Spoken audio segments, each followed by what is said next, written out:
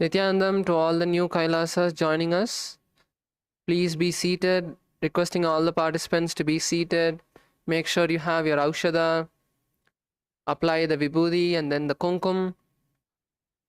Have your panchapatram and udharni, your water cup and spoon. And also, make sure you remove your upper cloth for all the male bodies. Everyone else, make sure you're tying your hair.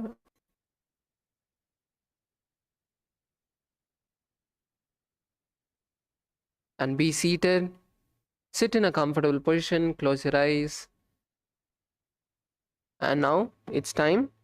Let's begin the session. Bring your hands together in front of your heart center. Sit straight. Close your eyes. Take a deep breath and let's start with the Sadguru Vandanam.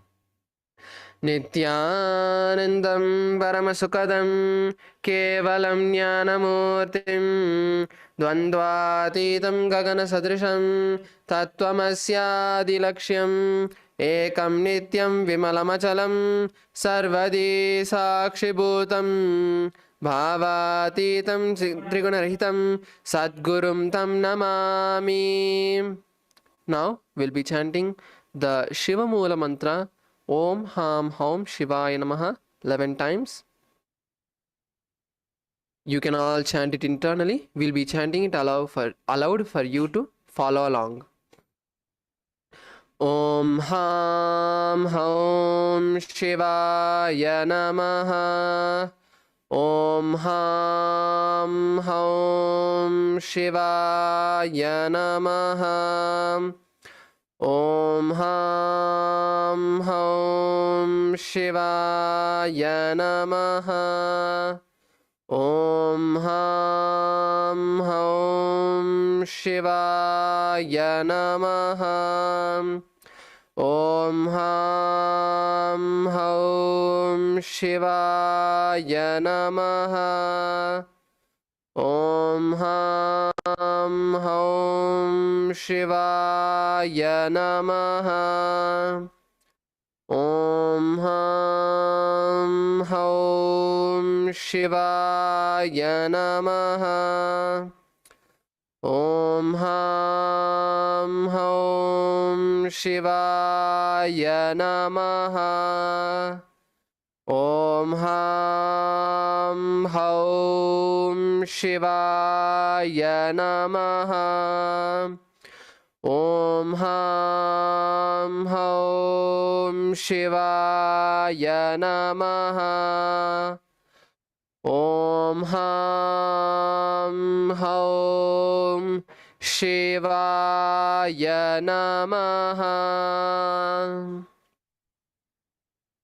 Can all slowly, very slowly open your eyes. Now let us move into the Tattvachamanam, the ritualistic cleansing. So let's all place our right hand in the Gokarna Mudra and pour an udharni of water into your palms and drink it at the end of the following mantra. We'll be doing this 3 times. Om Atma Tattvam Shodayami Swada. Om Vidya Tattvam Shodayami Swada. Om Shiva Tattvam Shodayami Swada. Wash your right hand. Wipe your lips from the right to left. Om Ham Hridayaya Namaha. Wash your hands. Now with the index, middle and ring fingers, touch above the upper lip, below the lower lip. Wash your hand. With the index finger and thumb, touch the right nostril, the left nostril. And with the ring finger and thumb, touch the right eye, right ear, left ear. Wash your hand. Now with the little finger and thumb, touch the navel, the right chest, the left chest. With all the fingertips, touch above the head, the right shoulder, left shoulder, and heart center.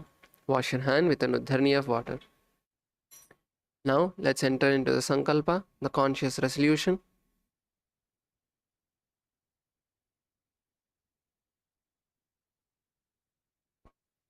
Take a moment to close your eyes and visualize what you want to manifest from today's Nithyananda Yoga.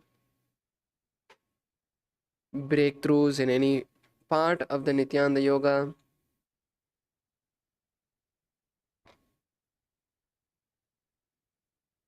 relief from particular pain in your body.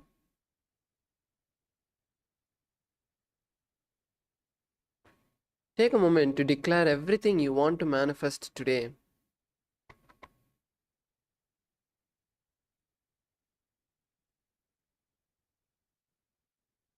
And visualize that already manifested. Powerfully visualize that each and every part of your declaration has already manifested. Take a moment to experience the manifestation.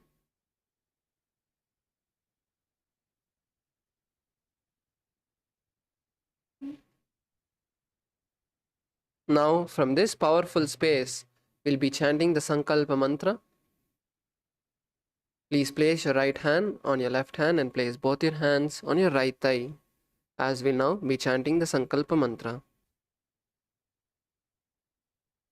Om Mamopata Samasta Duritakshe Dvara Bhagavat Shri Nithyananda Paramashiva Prityartham Shri Nithyanandeshwari Paramashiva Shakti Sameta Shri Nithyanandeshwara Paramashiva Prityartham Cha शुभे शोभने मुहूर्ते आद्य ब्राह्मणः द्वितीय परार्धे श्री श्वेतवराह कल्पे वैवस्वतमन्वन्तरे अष्टाविंशतितमे नित्ययुगे प्रथमे पादे जम्बूद्वीपे भारतवर्षे भरतखण्डे मेरोः दक्षिणे पार्श्वे शखाब्दे अस्मिन् वर्तमाने व्यवहारिके प्रभवादीनां षष्ट्याः संवत्सराणां मध्ये क्रोधिनाम संवत्सरे उत्तरायणे लक्ष्मी वेंकटेश्वर ऋतौ मीनमासे कृष्णपक्षे द्वितीयायां शुभतिथौ हस्तानक्षत्र स्थिरवासरयुक्तायां वृद्धियोग तैतिलकरण एवं गुणविशेषण विशिष्टायाम् अस्यां शुभतिथौ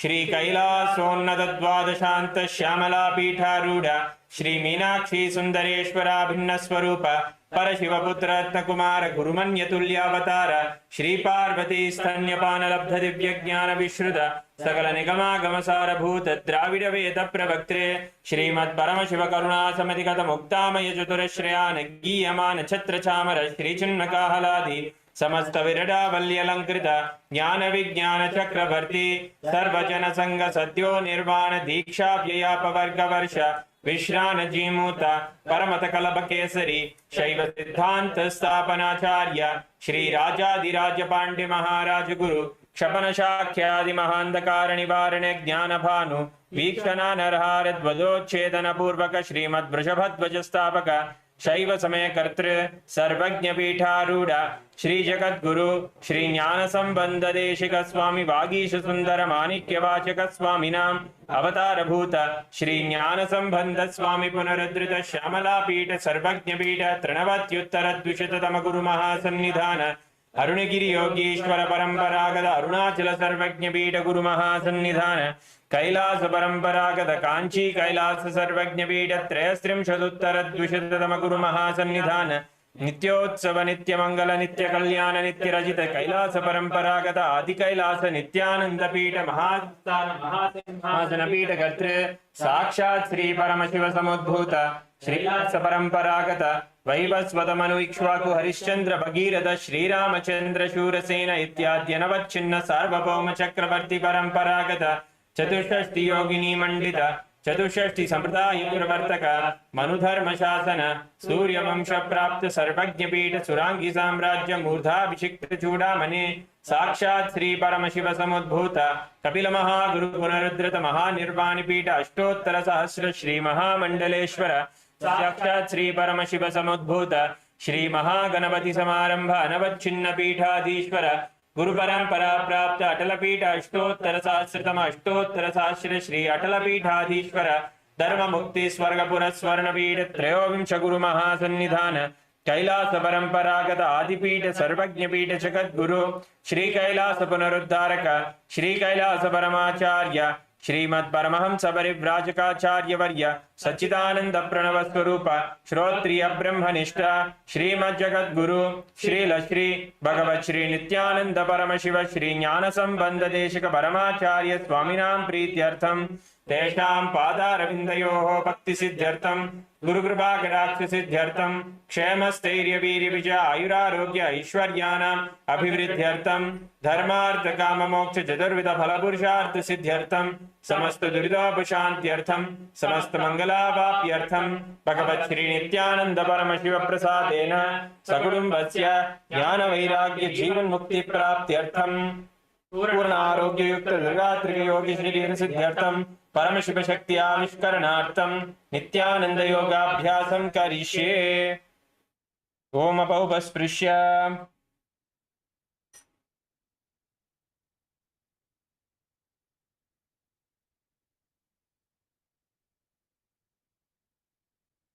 Now, let's all keep our Panchapatram Nudharani aside.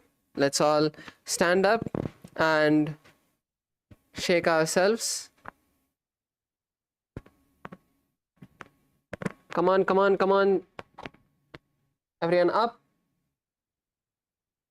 So, first, take a moment to close your eyes.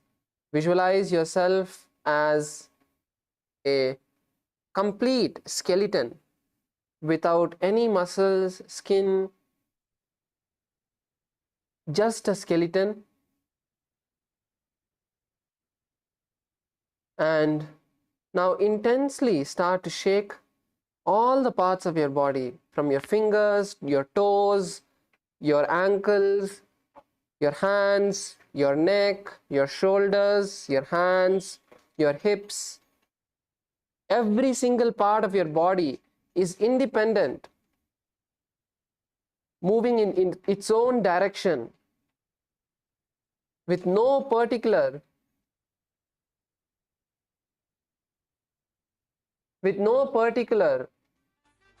pattern. Intensely shake your body in all the directions. Remove all the laziness, tiredness from your system. Experience complete integrity. Integrity solidifying in your system with all the laziness, tiredness leaving it. Swamiji's energy flowing through your body. Let's all now intensely shake for the next few minutes.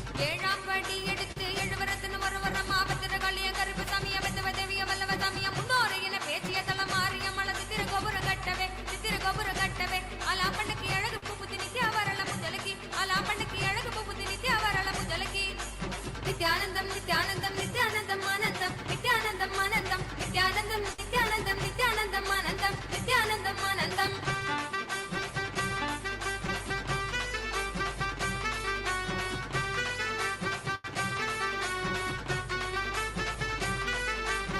Do not have any pattern in the way you are shaking your body. Come on, last few moments, shake it all out. Shake your complete body. All the directions, every part of your body. Intensely shake your body.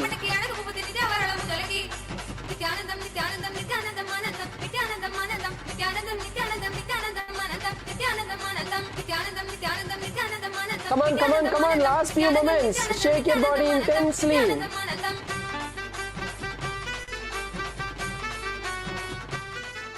Slowly, very slowly, come to a standstill. Just stand with your hands by your side.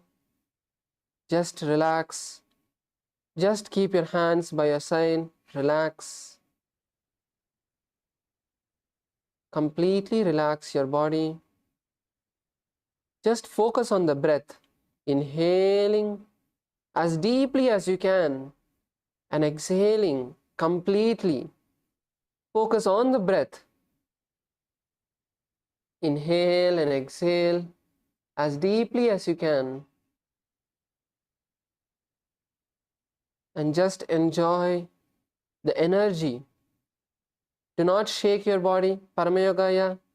Relax. Stand still. Just experience the energy flowing in every part of your body, from your fingertips to your toes, throughout your body.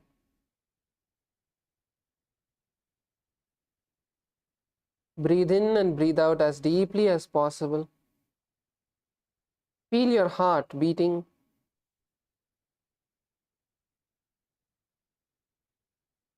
And now you can all open your eyes, adjust yourself and sit down. Be seated in a comfortable position. And we are all going to be starting the Tritiya Vinyasa Krama today. So let's all get ready with the first asana, Savitri Asana.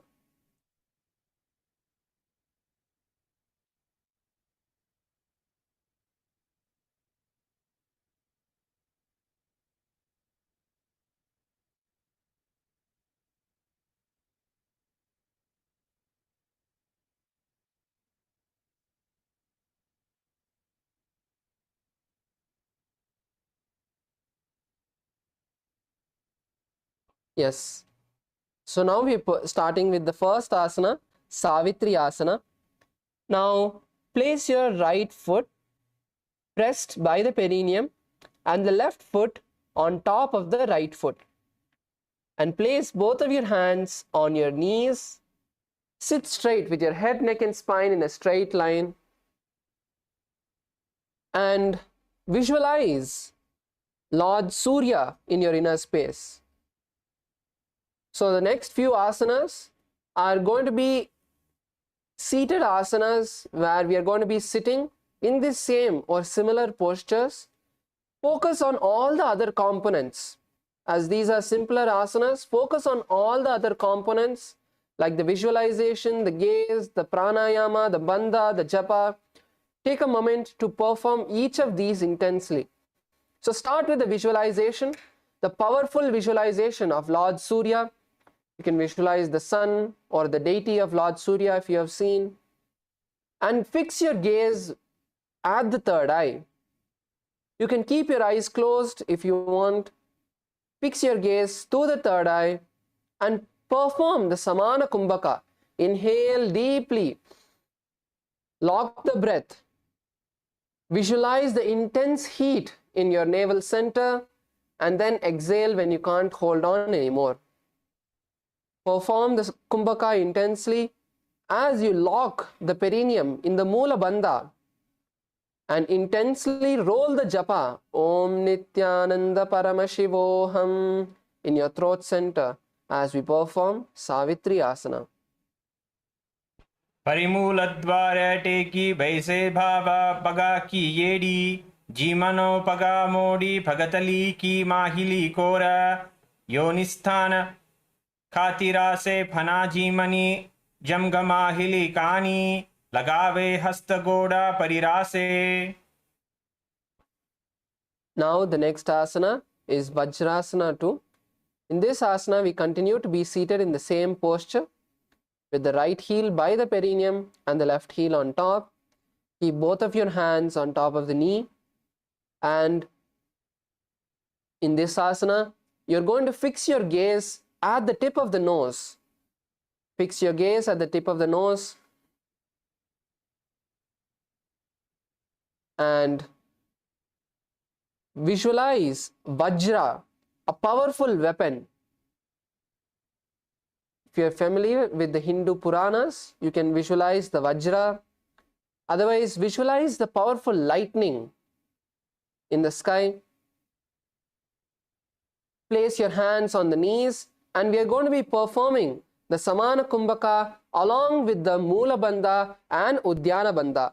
So inhale deeply and lock the breath. Hold the breath as you visualize the intense heat radiating from your navel center. Lock your perineum, tighten the floor of your perineum, and as you exhale, pull your stomach in and up as much as you can and stay there for a moment.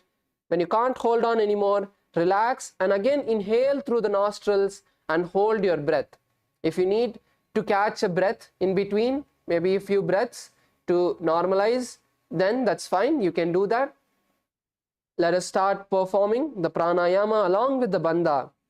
Inhale, hold the breath, visualizing the intense heat in your navel center, and then when you can't hold on anymore, exhale pull your stomach in and up as much as you can, locking all the internal organs of your abdomen inside, and then you can slowly inhale again. Perform the japa Om Nithyananda Paramashivoham. सव्येन कन्दं प्रिपीद्य चान्यं च पादं तु लिम्भोपरि निक्षिप्येत् वजं सदा प्राणजये च सिद्धिं ग्रीवातनो मस्तसंमस्तसस्तम्. Now continue to be seated in the same asana. Continue to be seated with the right heel at the perineum and the left foot on top, keeping your hands on the knees. This time, visualize and fix the gaze to the third eye. Bring your gaze to the third eye. Bring your gaze to the third eye. Lock your eyes at the third eye and visualize a sage, a siddha. You can visualize the form of Swamiji, where he comes with his jata tied on top of the head. And in this asana, we are going to be performing the Mahamudra Bandha.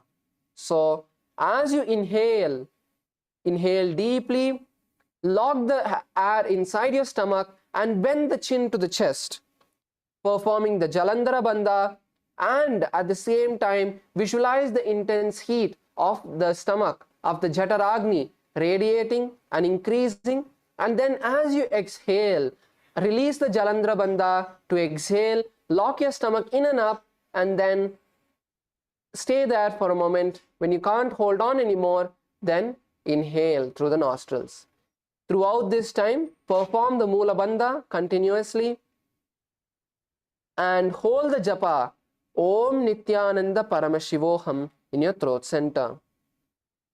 स्थानु संयमितीन्द्रियो चलहासा पासं वात वारन्तरा मे मोक्ष विधायत्ते फलकरा siddhasana प्रोक्षयेत्. You can all release from the Mahamudra Bandha. Continue to be seated at the same position, in the same position, as we now move into the next asana, Brahmasana. Now, continue to keep the right foot at the perineum and the left foot on top.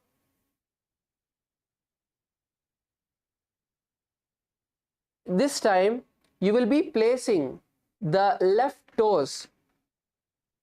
You will be placing the left toes in between of the gap of the right thigh and calf. So keep the right foot by the perineum and the right foot in between of the gaps of the thighs and calf. And yes, all of us are performing the asana, right? Now, interlace your fingers over the right knee. Interlace your fingers over the right knee and fix your gaze to the tip of the nose. Visualize Lord Brahma.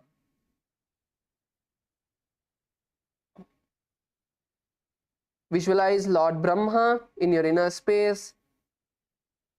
And once again, in this asana, we'll be performing the Samana Kumbhaka and the Mahamudra Bandha, where perform the Mula Bandha, tightening the perineum, locking the perineal floor, inhaling deeply through the nostrils, and then lock your chin to the chest and visualize intense heat in your navel center, in your stomach radiating. When you can't hold on to the breath anymore, exhale through the nostrils and perform the Mahamudra Bandha, pulling the stomach in and up. Pull the Uddiyana Bandha, pulling the stomach in and up intensely. When you can't hold on anymore, release the Uddiyana Bandha and inhale through the nostrils. So let's all perform the Mahamudra Bandha along with the pranayama of the Samana Kumbhaka, and hold the japa as you perform this Om Nithyananda Paramashivoham.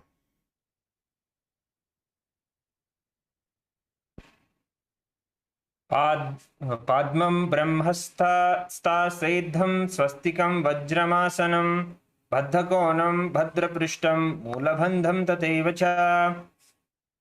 Now we move into Muktasana. Continue to be seated with the same position with your left heel by the perineum and the right heel on top. Keep your hands on the respective knees. Sit with your head, neck and spine in a straight line. And in this asana, we are going to be performing something very subtle. You are going to be bringing the awareness to the right ear. To your right ear. Baluya, you don't need to keep your hands all the way on top. Just keep it relaxed by your side. Yes, just keep it relaxed on the knees. And in this asana, you're going to be listening for the sound on the right ear. Any sound which you're hearing, whether it is me talking, maybe the wind outside, maybe whatever it could be, the sound from the right ear, focus on that. And in this asana, visualize Swamiji in your inner space, liberating you, giving you the liberation from all of the delusion. In this asana, perform the Mula Bandha alone, just tightening the perineum and the Samana Kumbhaka, inhaling, holding the breath, visualizing the intense heat radiating from your navel center. And when you can't hold on to your breath anymore, exhale through the nostrils. Inhale and exhale through the nostrils for this pranayama. And ultimately, hold the japa Om Nithyananda Paramashivoham in your throat center. मुक्तासने स्थितो योगी मुद्रं सन्धाय शाम्भवीं शृणुयात् दक्षिणे कर्णे नादमन्तस्थ मेकधी. Now continue to be seated in the same position, as we are now going to switch the mudra of this asana to Bindu Mudra, touching the index finger to the thumb and placing them on the respective knees. In this asana, you will fix your gaze to the third eye, lock your eyes to the third eye, visualize the great sage Valmiki, who is the author of the Ramayana, in your inner space. And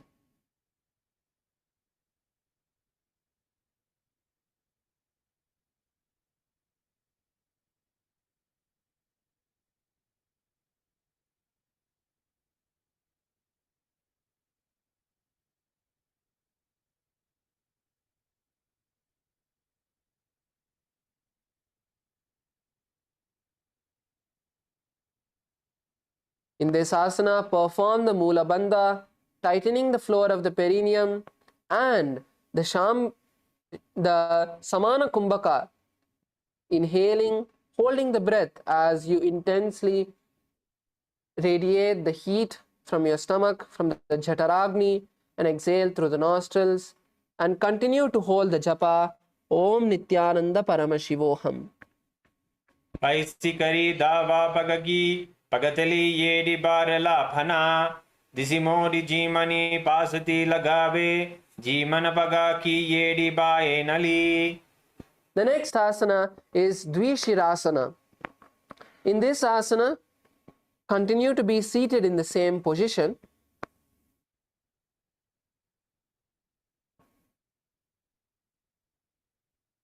And place both of your hands on the knees. In this asana, Dvishirasana, you are going to be raising the left shoulder. Raise your left shoulder as high as possible.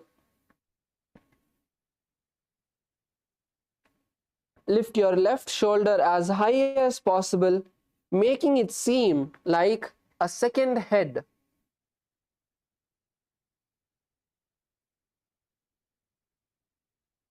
And in this asana, you're going to visualize yourself like Mahasadashiva, having multiple heads. Visualize yourself like Mahasadashiva, like Paramashiva, having multiple heads. In this asana, continue to perform the Mula Bandha, the Savana Kumbhaka, and the visualization of the japa Om Nithyananda Paramashivoham in your throat center. स्कन्धशिरा पर्यन्तं नीत्वा स्थातव्यं द्विशिरं भवति.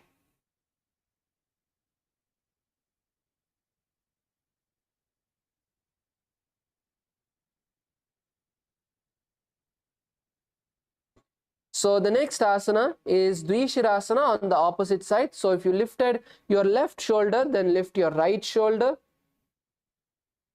as high as possible. Push your right shoulder as high as possible, making it seem like a second head. Continue to have the visualization of you having multiple heads.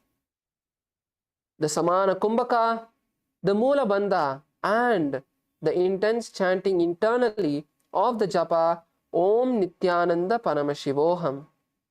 नितम्बे हस्तयुगलं भूमौ संकोचितः पचेत् कुम्भीरासनमावक्षे वायूनां धारणाय च.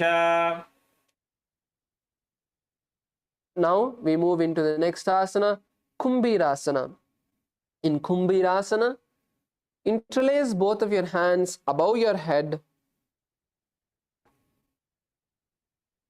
Interlace both of your hands above the head. Continue to be seated in the same position and fix your gaze to the tip of the nose. In this asana, visualize an alligator or a crocodile inside of your inner space and perform the Samana Kumbhaka and the Mula Bandha with the Uddiyana Bandha. So inhale, hold the breath as long as you can, experiencing the intense heat in your navel center rising. And when you exhale, when you can't hold on anymore, pull the stomach in and up as much as you can and stay in that position for as long as you can, and then inhale. Continue to keep the Mula Bandha and hold the japa Om Nithyananda Paramashivoham. नितम्बे हस्तयुगलं भूमौ संकोचितः पतेत् कुम्भीरासनमावक्षेत् वायूनां धारणाय च.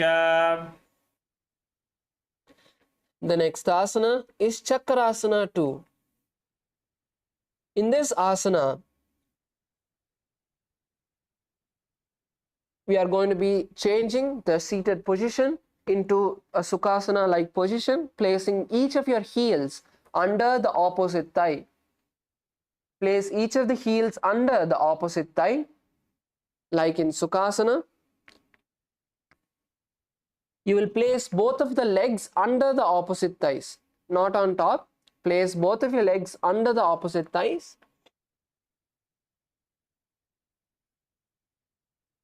Yes, Paramayogaya, Kailasa Ikaror. You can switch the position, switch the foot under the opposite thigh. Under the opposite thigh. Just under, like Sukhasana. Yes, yes, like that, correct.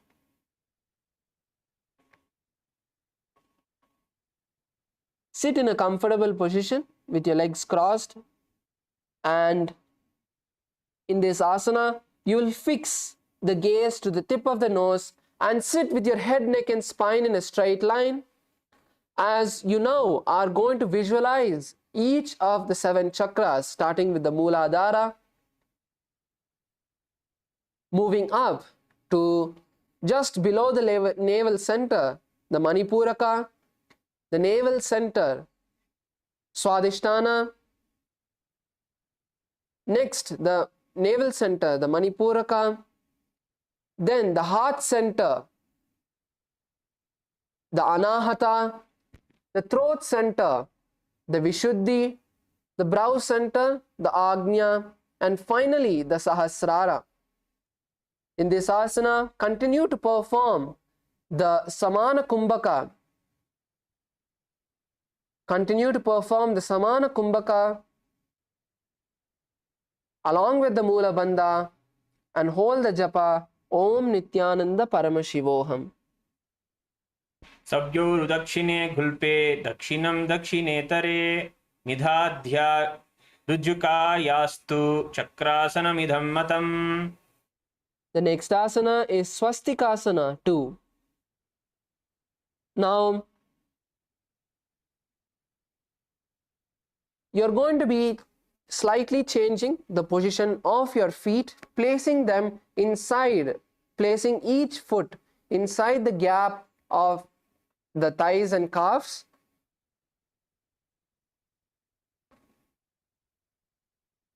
So you can first place the left foot between the gaps of the right thighs and calves, and then the left foot slightly on top, and then insert it between the gaps of the thighs and calves of the left foot.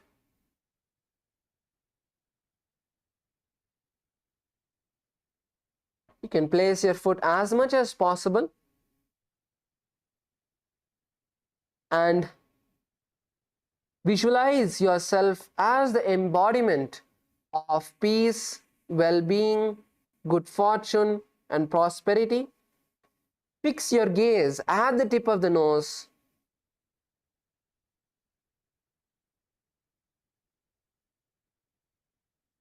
Perform the Samana Kumbhaka with the japa Om Nithyananda Paramashivoham. अनेन विधान योगी मारुतं साधयत्सुधि देहे न क्रमते व्याधि तस्य वायुश्च सिद्ध्यति.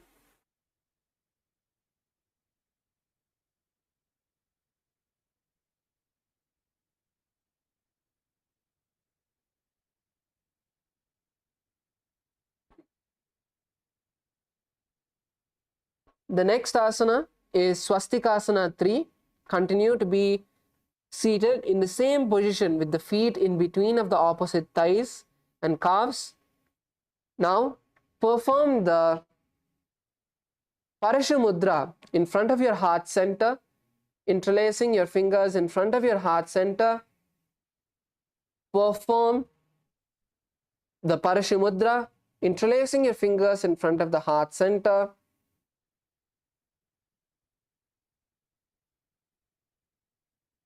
And continue to embody the space inside of you as peace, well-being, good fortune, and prosperity. Perform the Samana Kumbhaka along with the Mula Bandha and the japa Om Nithyananda Paramashivoham. जानुर्वोरन्तरे कृत्वा योगी पादतले उभे रुज्जुकः समनस्सीन स्वस्तिकं पादप्रक्षते. Now, the next asana is Virasana 2. Now, keeping the right foot in between of the thighs and calves of the left leg, place the left foot on the opposite thigh. So first, place the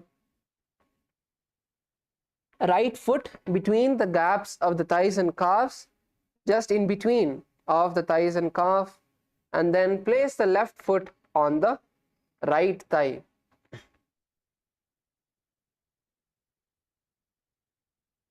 Place your hands on your knees in a relaxed way. Keep your head, neck, and spine in a straight line. Fix your gaze at the tip of the nose. Visualize and embody the space of bravery this time. Radiate the space of bravery in your inner space. Perform the Samana Kumbhaka intensely along with the Mula Bandha and hold the japa Om Nithyananda Paramashivoham. अथ मनस्थे यकरणं वीरासनम् एकस्मिन् नुसंस्थितमेकं पादं चरेद् योगी इतरस्मिन् उरुमिदं वीरासनमिरितं धीरैः. The next asana is Siddha Haratali asana. Now bring the soles of your feet together. Bring the soles of the feet together and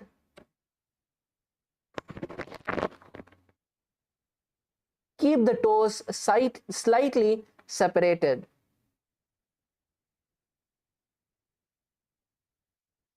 Interlace your fingers around the feet.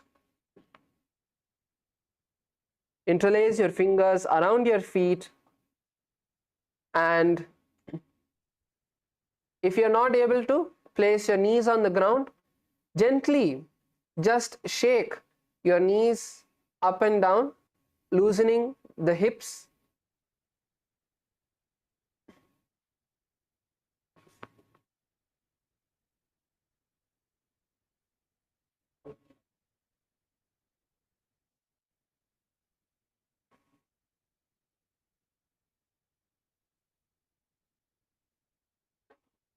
Now unclutch from all of the thoughts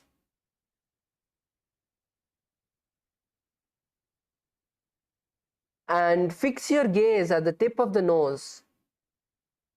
In this asana, you're going to be performing the Jalandhara Bandha along with the Prana Mudra, with the Samana Kumbhaka. So as you inhale and fully fill your lungs, lock your chin to the chest and then experience the intense heat from your navel center. And when you can't hold on anymore, lift your chin up from your chest and exhale through the nostrils. So once again, as you inhale, lock your chin to the chest. After you inhale, lock your chin to the chest and then hold your breath as long as you can. When you can't hold on anymore, exhale.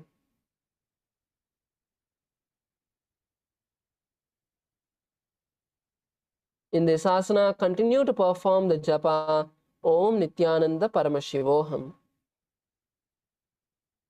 हे खागसे करी फगथल्याखे बारिले कौर एयो धरते टेके माहिले Kaur फगथल्याखे.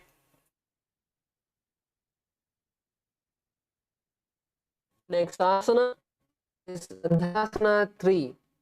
Now in Bhadrasana 3, continue to be seated in the same position. The hands interlaced, the soles of the and around the feet.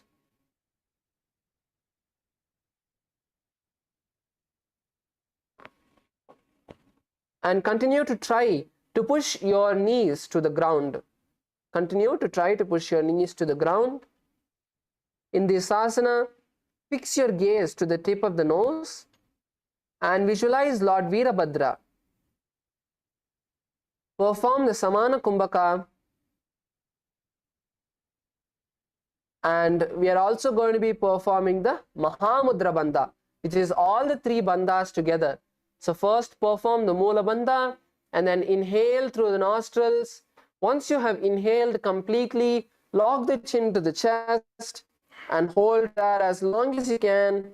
When you don't anymore, exhale after lifting the chin up and then pull the stomach in and up, and then once again lock the chin to the chest, performing the Jalandhara Bandha, the Udyana Bandha, pulling the stomach in and up, and the Mula Bandha.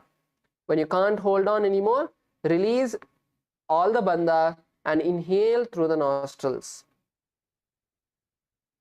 Continue to perform the japa Om Nithyananda Paramashivoham. अथ भद्रासनं खुल्पो च वृषणस्यादः सीवन्यः पार्श्वयोः क्षिपेत् सव्यगुल्पं तथा सव्ये दक्षगुल्पं Skulpam tu dakshine. Now you can all slowly raise your knees together. Slowly raise the knees together. And now you're going to cross your right foot over the left foot. Cross your right foot over the left foot. Place the back of the hands on the knees. Place the back of the hands on the knees.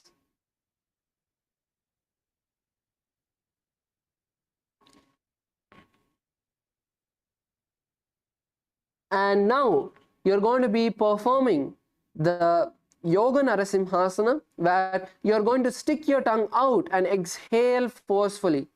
So inhale through the nostrils. Exhale with tongue sticking out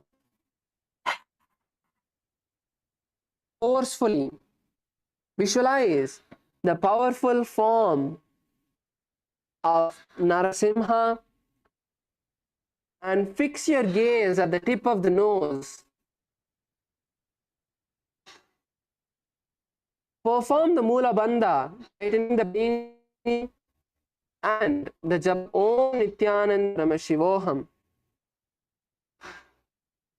Mayuraspinchamayuram padmapitas samanvitam kaukutas garbapingam cha kaurmam yoga simhangakam. Continue to be seated in the same position.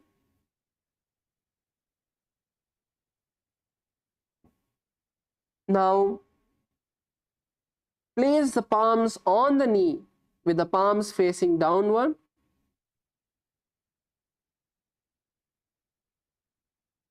Fix your gaze at the tip of the nose and visualize a flock of crows flying. Visualize a flock of crows flying, making the sound of the crow as they fly. Perform the Samana Kumbhaka. As you inhale, hold the breath with the intense heat radiating from your stomach, from the Jataragni, from the gastric fire, and then exhale. Perform the Mula Bandha and continue to chant Om Nithyananda Paramashivoham internally.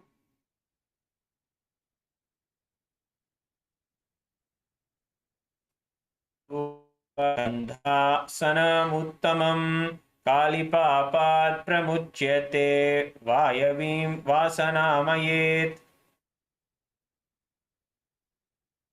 Now remove the uncross your heels and bring the knees together, touching your chest,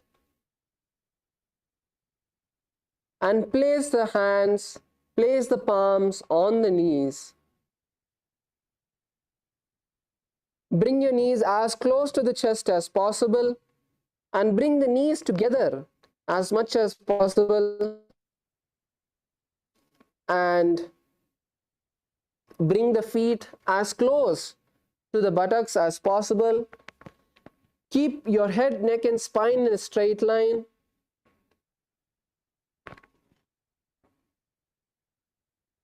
And visualize sitting in front of Swamiji, in front of the physical form of Swamiji. Fix your gaze at the tip of the nose.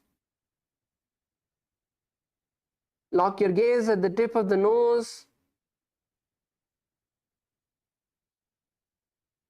And now the japa from this asana is changing to Ujjayi Kumbhaka, inhaling through the back of your throat with an ocean-like sound.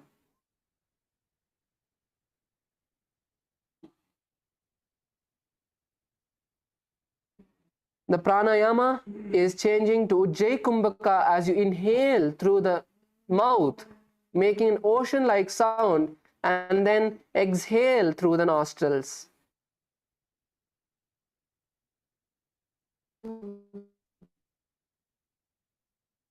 as deep as you can.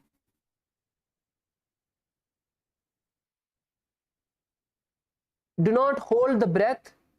Just inhale as much as possible and then exhale through the nostrils.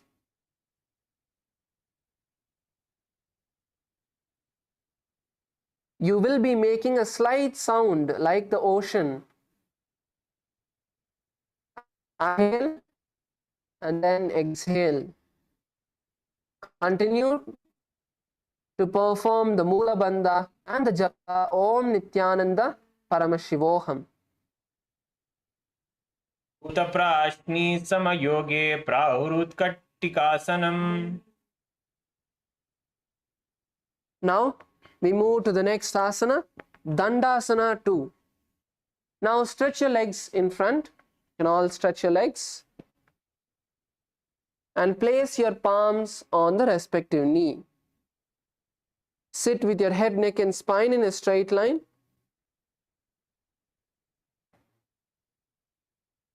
Placing your palms on the respective knees, sit with your head, neck and spine in a straight line. With your toes pointed up.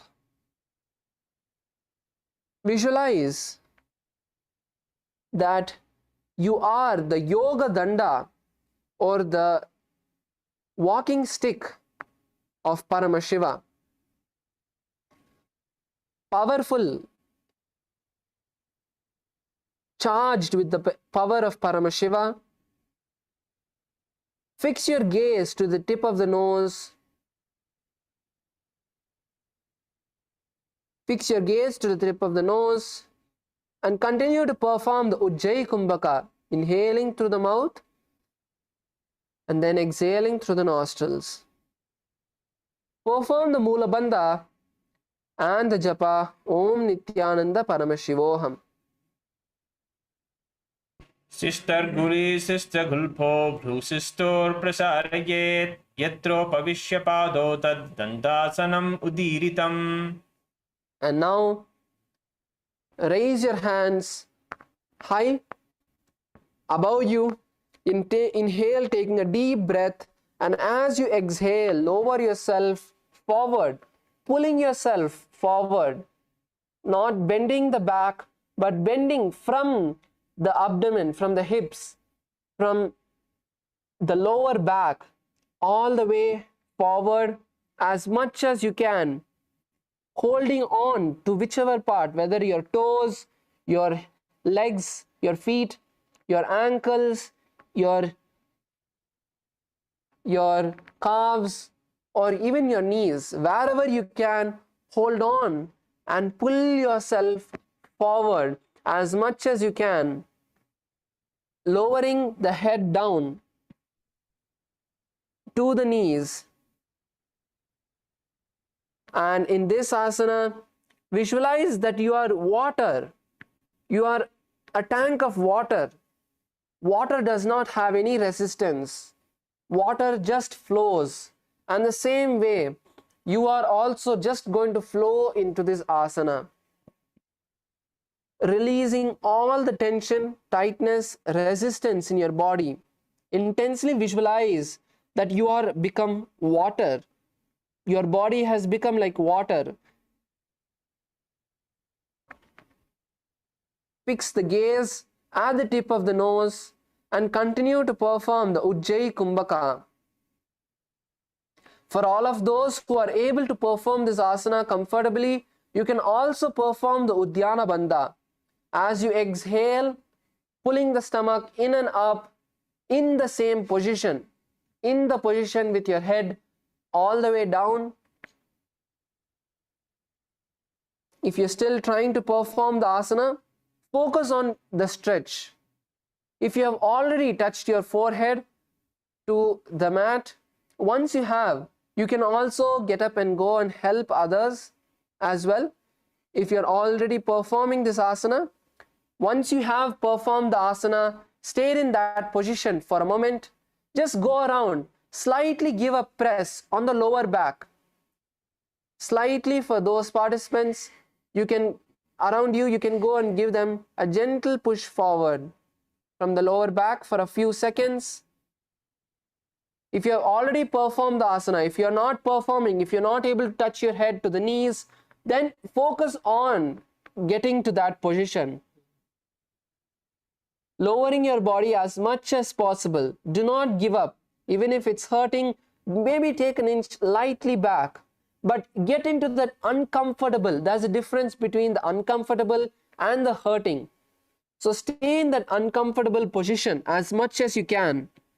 Just allowing your body to relax as you visualize yourself as a tank of water with no resistance, just flowing. Stay in this position for a few more moments, allowing yourself to perform this asana, to get comfortable, to relax into this asana. Come on, Kailasa Malaysia, stay in the position. Stay in that position. Allow yourself to stay in that position. Relax into that position.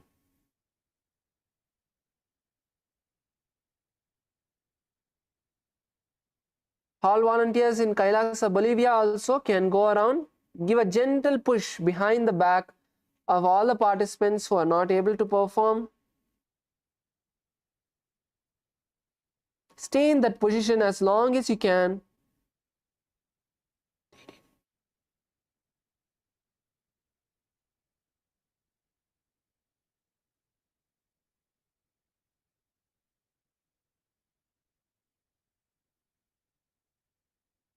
And in this asana, perform the japa internally.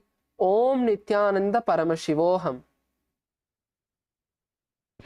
सभागशीर्ष सर्वांग महामुद्रा च ताटगी बद्धकोणस बद्धपद्मं दंडं पश्चिमतानकम्. Slowly, very slowly raise up. Don't jerk yourself, just slowly raise up. Whenever we perform the stretch, it's always best to come out slowly. So now we move into another asana, which is Prayankasana. So in Prayankasana, we are going to be lifting our body with our legs stretched in front of us. We are going to be lifting the body off the mat. So we can take this step by step. First, place your palms nice and wide. Place your palms nice and wide in front of you. All of you can place your palms nice and wide in front of you, in front of the buttocks. Do not place it by your side exactly. The hands a bit forward. Okay? Let's all first get into this position. Keep your hands slightly forward, not in front of the buttocks, but by your side, tightly squeezing yourself with your hands.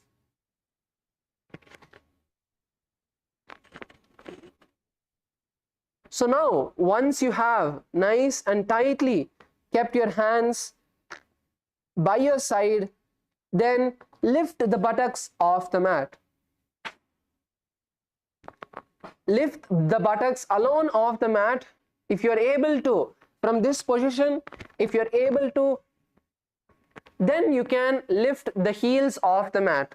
But first, start with lifting the buttocks alone off the mat and stay in that position. By starting with these asanas, we are strengthening our hands, our wrist, our shoulders. Stay up as much as you can. Stay up as long as you can. Come on, Kailasa, Bolivia. Lift your body off the mat. Kailasa, Malaysia, lift your body off the mat. Even if your heels are on the ground, it's fine. But lift the buttocks off the mat and stay there.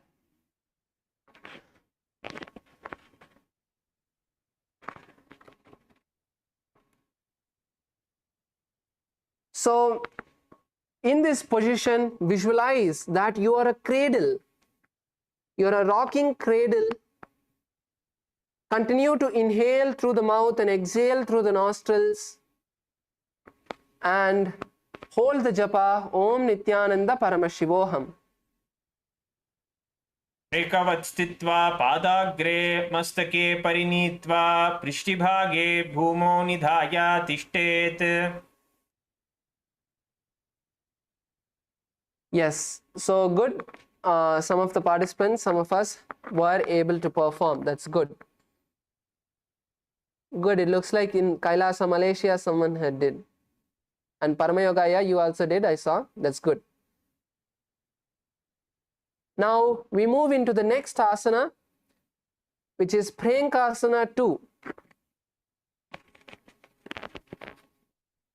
So in Prerequisite 2, in the same position that we were before, instead of just raising the hips off the ground, we can kick our legs as high as possible. So kick your legs as high as possible.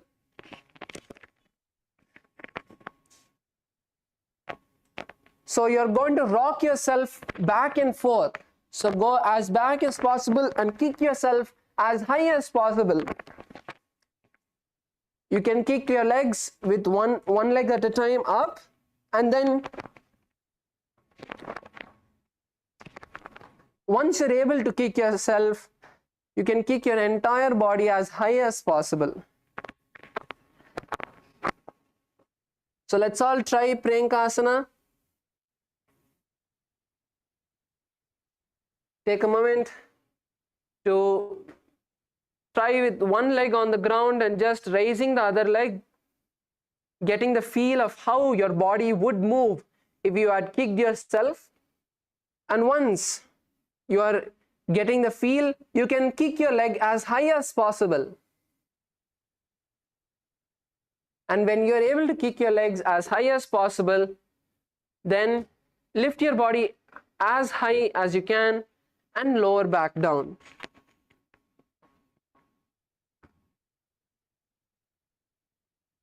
So you don't need to stay in the position. You don't need to stay.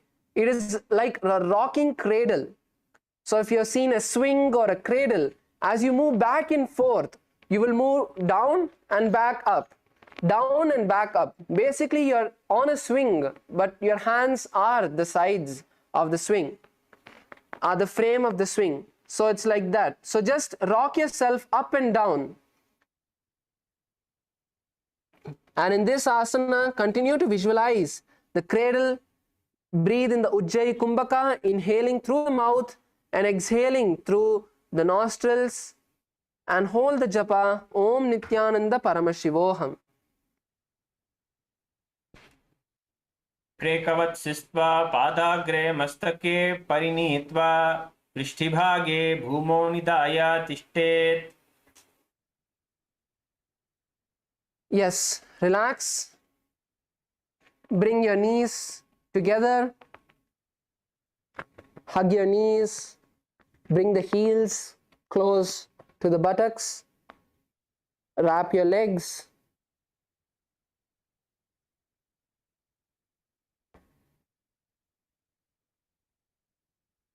Hold on to the opposite forearms. As we now enter Yogasana, take a moment to just catch your breath. Continue to breathe in Ujjayi Kumbhaka. Keep your head, neck and spine in a straight line, pushing your back as forward as you can. Nice and straight. Fix your gaze at the tip of the nose. Fix your gaze at the tip of the nose. And visualize Swamiji in your inner space.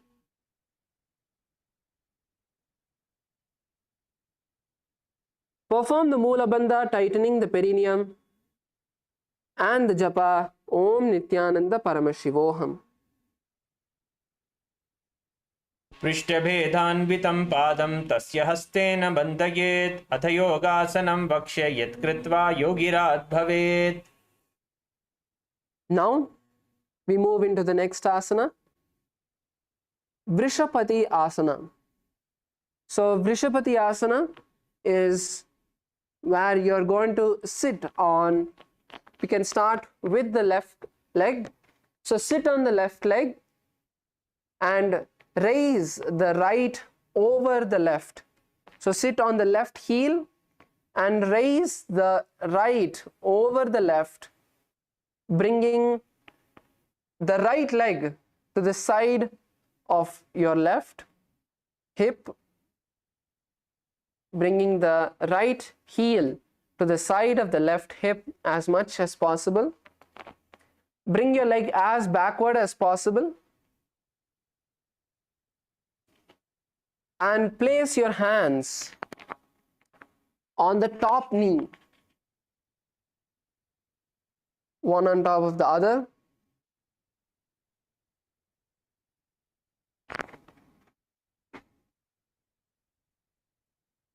Fix your gaze at the tip of the nose and visualize that you have a temple inside of your heart for Swamiji. Visualize you have a temple inside of your heart for Swamiji.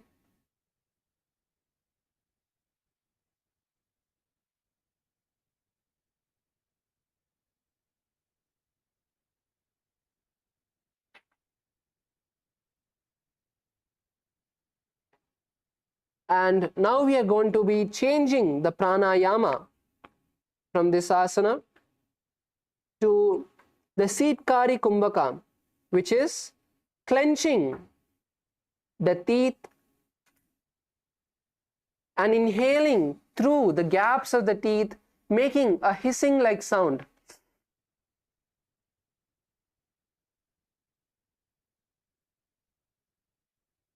Inhale through the gaps of the teeth, making a hissing like sound, and perform the Mula Bandha and hold the japa Om Nithyananda Paramashivoham.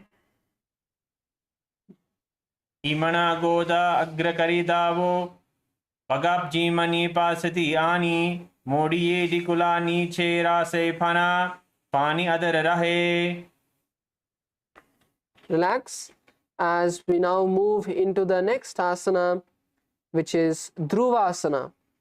So in Dhruvasana, as your left heel was under you, you're going to slide the leg to the side.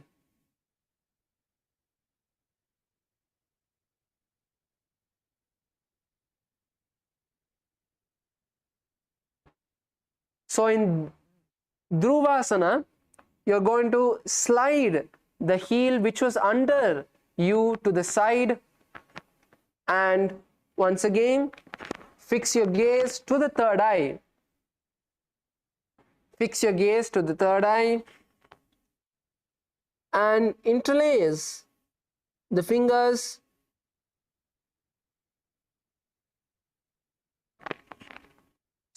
the fingers are going to be in a particular position where you're going to be touching the left middle joints of the fingers with the right fingertips. So with the left hand fingertips, you're going to be touching the middle joint of the fingers with the left hand, and then place it right in front of you, in front of your stomach.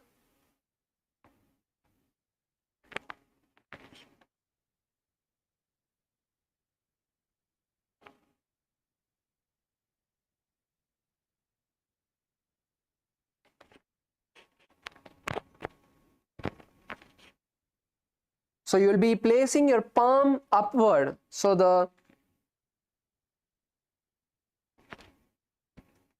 whichever palm, so if you're touching with the fingertips of the right hand to the left palm, the left palm will be facing upward. So whichever leg is on top, the opposite hand will be facing upward. So whichever leg is on top, for example, if you're right leg is on top of your left leg, the right palm will be facing, the left palm will be facing upward with your right fingertips touching the middle joint.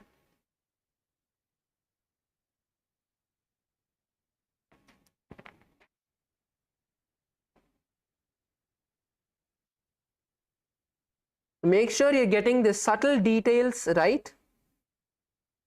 Now visualize Dhruva grass or Bermuda grass in your inner space. Fix the gaze to the third eye and continue to perform the Sitkari Kumbhaka, inhaling through the clenched teeth, holding the breath once you have inhaled, and then exhale through the nostrils. Perform the Mula Bandha and the Japa Om Nithyananda Paramashivoham. आवाहता की अंगुल्या की बीचले स्यंधीष्य जीमना हाथ की अंगुल्य का अंगर लगावे. The next asana is Sukadeva asana. Now in Sukadeva asana, you're going to continue to keep the legs in the same position and bring the tips of the fingers and the thumbs together, forming the Padma Mudra. Bringing your fingers like a lotus.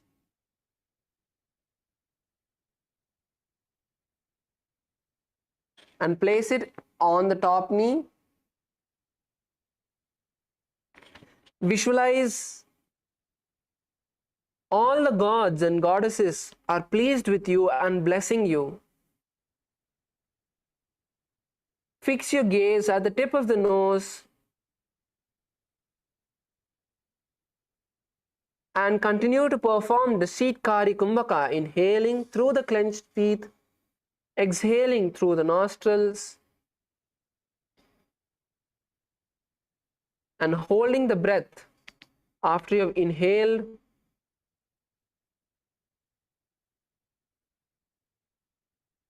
Hold the japa Om Nithyananda Paramashivoham.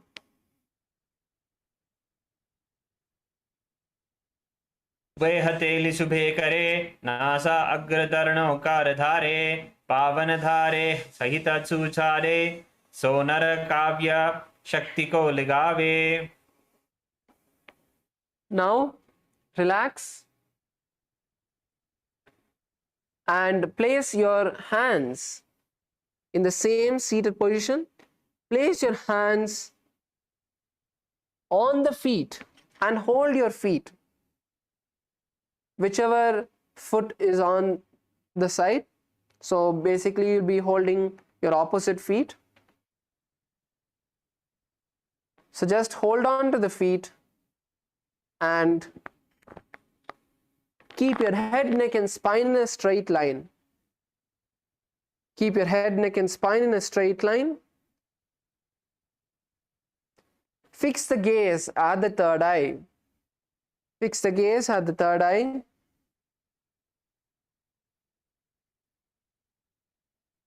And visualize that Shiva has blessed you to go beyond all material needs.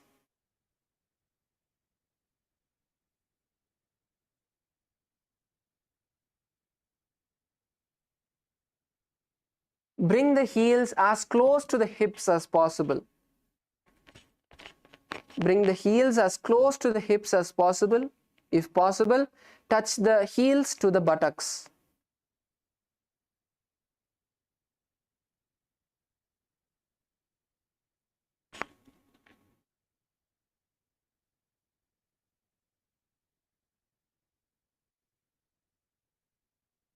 Continue to perform the Sitkari Kumbhaka, the Mula Bandha and the Japa Om Nithyananda Paramashivoham.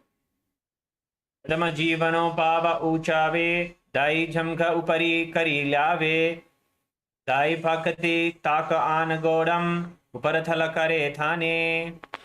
Now in the same seated position, interlace sorry, hold on to the big toes.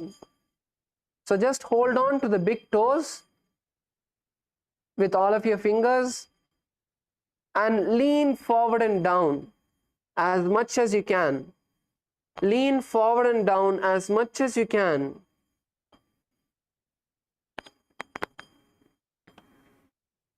Bring the forehead as low as possible.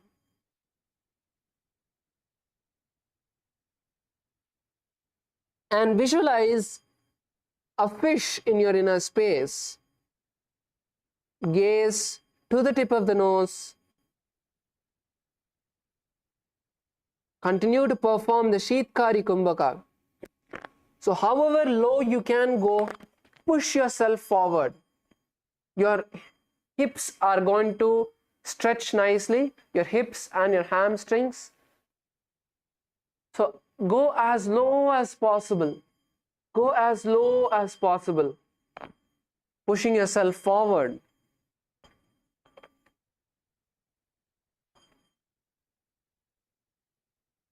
Fix the gaze at the tip of the nose.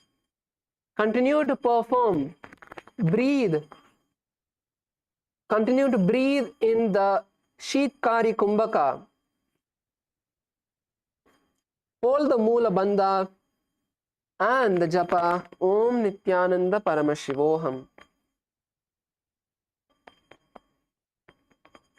जीमनोपगादाय झंघपरि रास येलिको इलघावे दबाया दौदारलो घुल्पो जीमना गीडकी माहिल्य अस्या परिरासे दौ. The next asana is Gomukha Asana 2. Continue to be seated in the same position. We are almost there. Continue to be seated in the same position.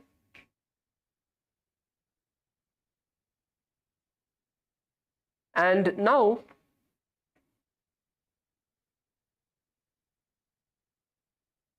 if you have your right knee on top, then you will raise your right hand up and bring it backward and down.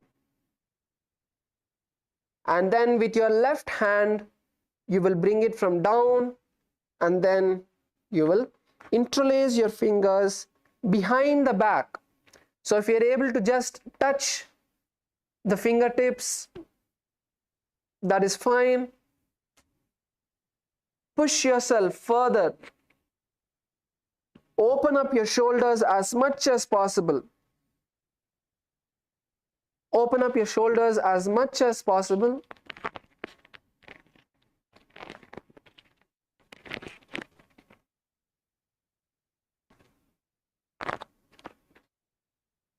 And pull your hands down until you're able to hold them comfortably. Not just hold, but hold them comfortably. This asana, visualize the cow. Visualize a cow in your inner space. Fix the gaze on the nose and perform the Sheetkari Kumbhaka. Inhale intensely through the clenched teeth and exhale through the nostrils. Performing the japa Om Nithyananda Paramashivoham. उत्तानकूर्मपीठैश्च सिंहैस्गारुडमेव च वातायनं गोमुखं च भारद्वाजं त्रिविक्रमम्. Yes, now all of us can stretch our legs out, give our knees a nice shake, relaxing the ankles and the knees. Just stretch out your legs, give it a shake. Yes. Now that we performed with the right leg on top, this time you're going to sit on the right leg and bring the left leg on top. As we now move into Vrishapati Asana on the other side. So sit on the right leg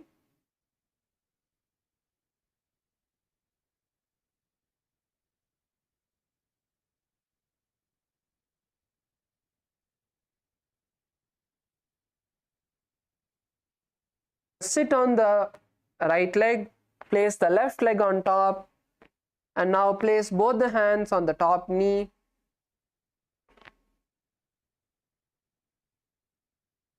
Place both the hands on the top knee. Now visualize a temple for Swamiji inside your heart center. Visualize a temple for Swamiji in your heart center. And gaze at the nose. Fix your gaze at the tip of the nose. Perform the Sheetkari Kumbhaka, inhaling through the clenched teeth.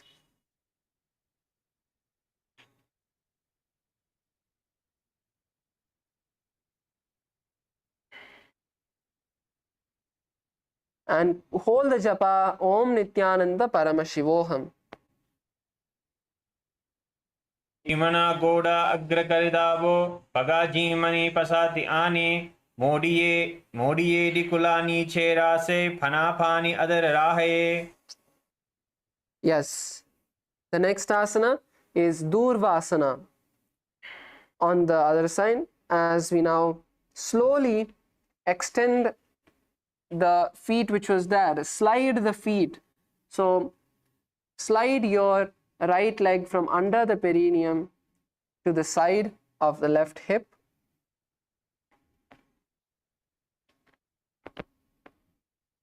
Continue to keep the hands on the top knee. Visualize the Durva grass or the Bermuda grass.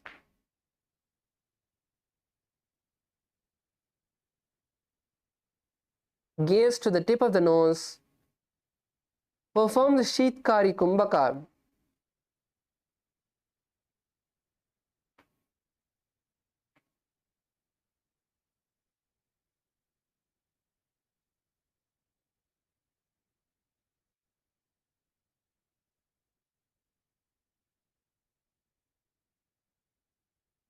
And hold the japa Om Nithyananda Paramashivoham. Aijhangapakari jimano pagadai pasati ani. Now we move to the next asana, Sukadevasana. Now bring the wrist together, the little finger and thumb together, and in the same seated position, place your hands on the top knee like a lotus. Visualize all the gods and goddesses are blessing you. Fix the gaze to the tip of the nose and continue to perform the Sheetkari Kumbhaka. Om Nithyananda Paramashivoham.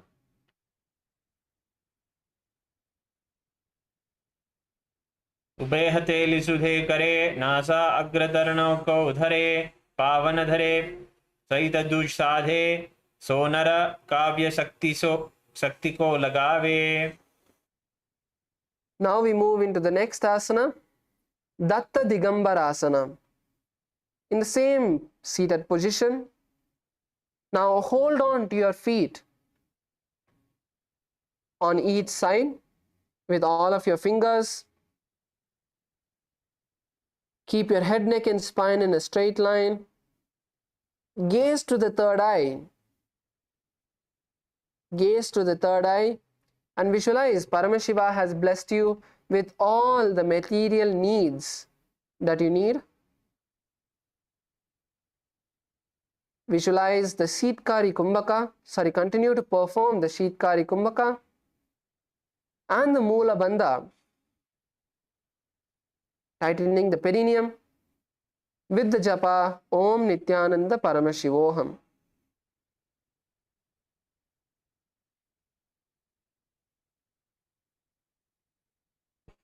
त्रिकुटी दृष्टि धरे पुनः धीरे समशरीर राखे करि धीरे. Now continue to be in the same seated position as you move to hold on the big toes with your fingers. Hold on to the big toes with your fingers and lean forward and down. Lean forward and down, bringing your forehead as low as possible.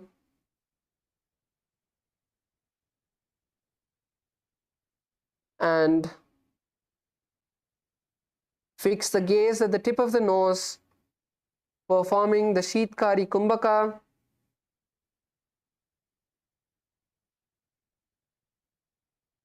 Moola Bandha and the Japa Om Nithyananda Paramashivoham. जीमनो भगदाये झमघपरी रासयेली कौवे लगावे दावाये कौभारलो घुल्प जीमना गीडकी माहिली अस्या परिरासेदौ. Relax and now raise up. And now with your left leg on top, raise your left hand and lower it backward as we now move into Gomukhasana 2. So raise your left hand, lower it backward, and with the right hand from the bottom, raise your hand as much into your back as possible and interlace your fingers. Fix the gaze at the tip of the nose and visualize your face. Visualize yourself as the face of a cow. Now perform the Sheetkari Kumbhaka, Moola Bandha and the Japa Om Nithyananda Paramashivoham. तार्मकूर्मपीठैश्च सिंहैस्गारुडमेव च वातायनं गोमुखं च भारद्वाजं त्रिविक्रमम्. Now relax, stretch your foot in forward, and let's give our legs a gentle shake, loosening out the legs.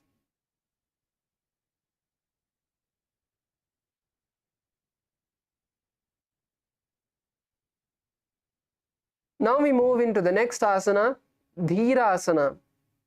So in Dhirasana, you're going to sit on the heels.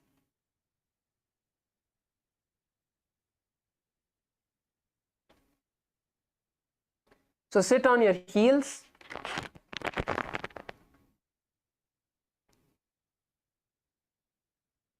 So all of us can sit on our heels and place your hands on the respective knee.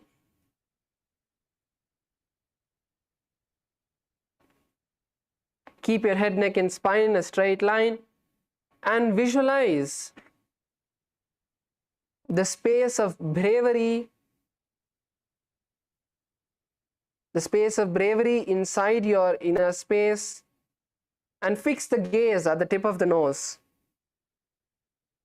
Now the pranayama is changing from this asana to Rechaka Kumbhaka, which is inhale through the nostrils and then exhale. And when you exhale, hold your lungs empty as long as you can and then inhale.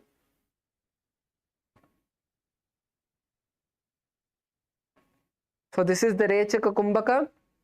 And now perform the Moola Bandha, pulling the perineum in and up, and hold the japa Om Nithyananda Paramashivoham.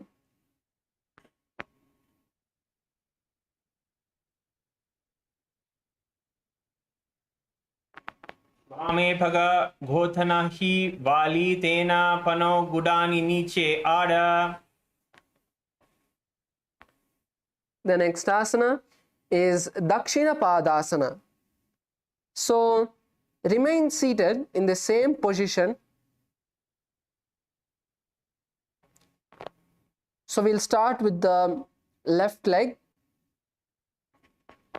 So now you're going to be seated on your left leg and raise the right leg, bringing the foot flat on the mat with the knee by the chest.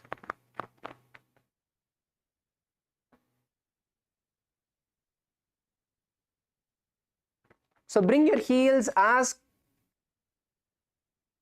inside, touching your buttocks as possible, and fix the gaze to the third eye. Visualize Swamiji in your inner space and the space of bravery inside your inner space. Fix the gaze to the third eye and continue to perform the Rechaka Kumbhaka, inhaling and exhaling. And when you exhale, give a small pause before inhaling, holding on to the empty lungs, and then inhale. Perform the Mula Bandha.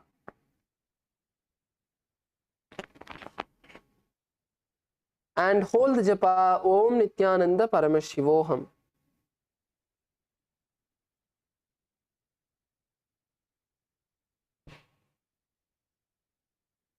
तनीयाधीरासन तथा वानपादधीरासन ए धीरासना वान्तरभेद चे.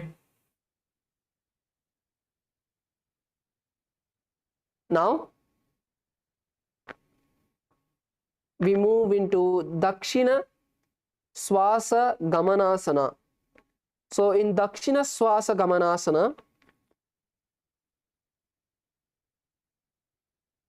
you are now going to be sitting on the ground as you are sitting on the leg. Now just sit on the ground.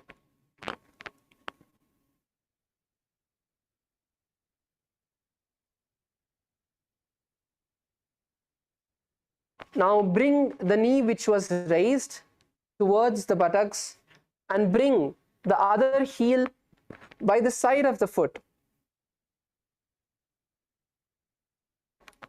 And now hold on to the opposite forearms around the raised knee. So around the raised knee, hold on to the opposite forearms.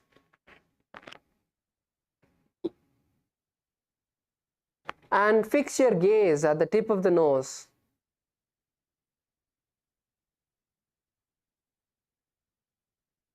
And bring awareness to the outgoing breath.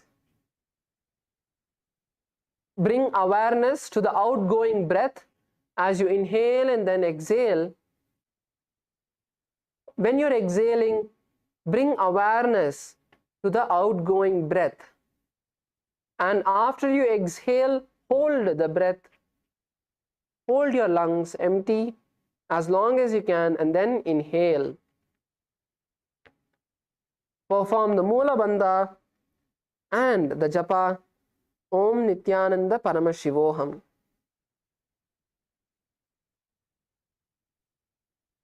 उलतीरेति दबीबना बारदायने बेसवुम ते दक्षिणस्व सगमनमासनम कहेवायचे.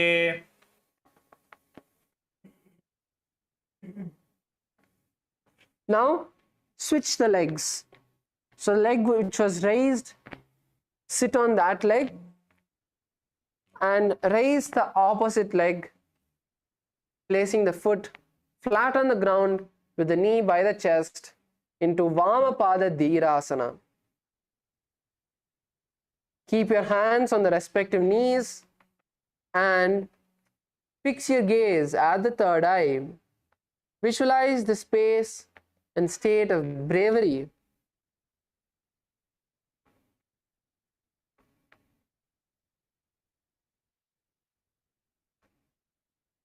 Continue to perform the Rechaka Kumbhaka, the Mula Bandha, and hold the Japa Om Nithyananda Paramashivoham. धनियाधीरासन तथा वामपादधीरासन ए धीरासन वातम वामतरभेद चे. Now we move into Vama Shwasa Gamanasana. So in Vama Shwasa Gamanasana, you are going to move the leg from under the perineum to the side of the foot and wrap your hands around the raised knee. Visualizing and bringing control over the outgoing breath, exhaling as slow as possible with control. And now fix the gaze at the tip of the nose. Continue to perform the Rechaka Kumbhaka and holding the Mula Bandha. Hold the japa Om Nithyananda Paramashivoham. ताबा धगराने अदादि गुड़ा अधर राखी beige वूमते वाम श्वासम गमनासना कहे वायचे.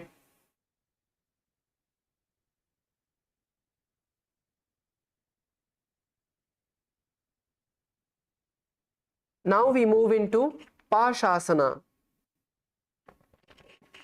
So Pashasana is a nice back opening asana where we're all going to get a nice stretch. So in Pashasana, you're going to turn to one side. So first come on to your heels and you can bring your feet together, your knees together and turn onto one side, placing one hand on the ground for balance at first. And you're going to turn yourself as much as possible, and with the other hand from the behind your back, you're going to interlace your fingers behind your back.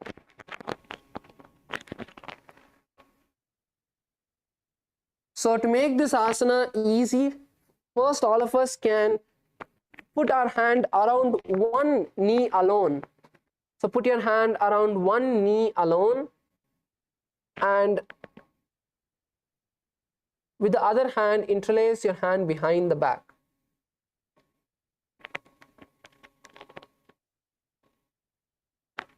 So we'll turn around and also show you how your hands would be from the back side. So start with one knee, bringing your hand around one knee and then interlacing your hands behind the back. So now once you're able to do with one knee, you can go bringing your hands around both the knees. To do this, you need to twist your body even more, as low as possible. So bring your hands as low as possible and then you'll be able to interlace your hands around both the knees.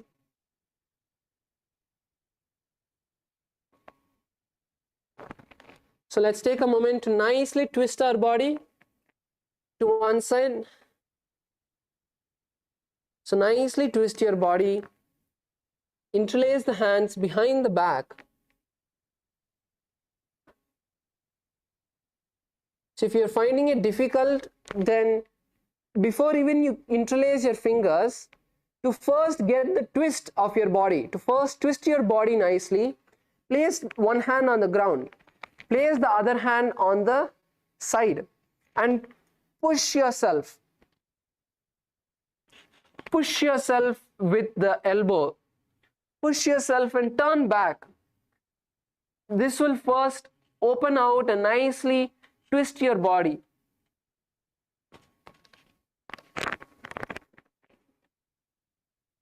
So once you nicely twist your body, once you feel you have nicely twisted your body, then you can try wrapping your hands around the knee. So visualize your hands have become ropes.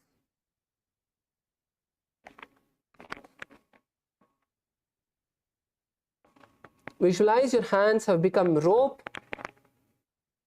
and wrap your knees.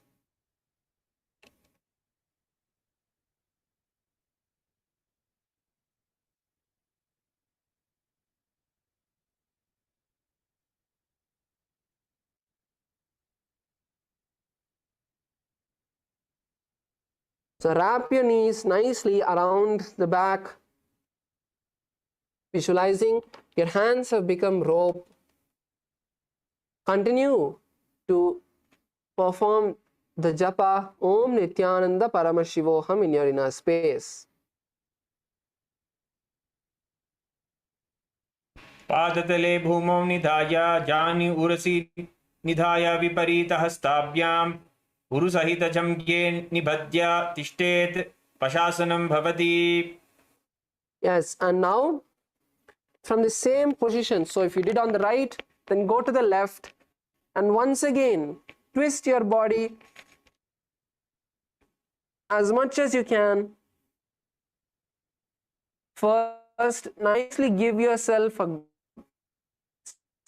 twist as much as possible, and then once you have twisted your body nicely, then you can attempt to interlace your hands, wrap your hands around the body.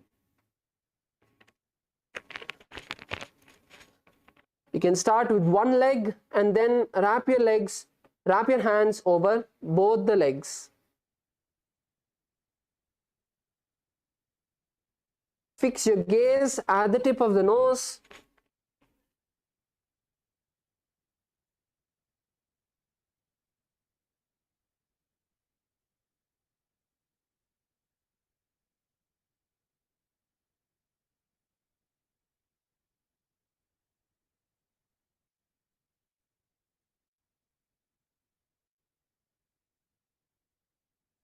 And visualize your hands have become ropes and bound your body.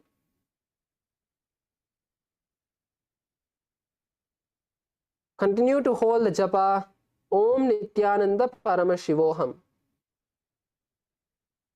पादतले भूमौ निधाय जानु उरसि निधाय विपरीतहस्ताभ्याम् उरुसहितजङ्घे निबध्य तिष्ठेत् पशासनं भवति.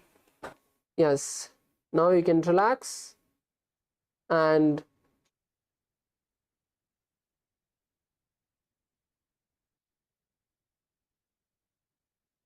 just stretch out your legs.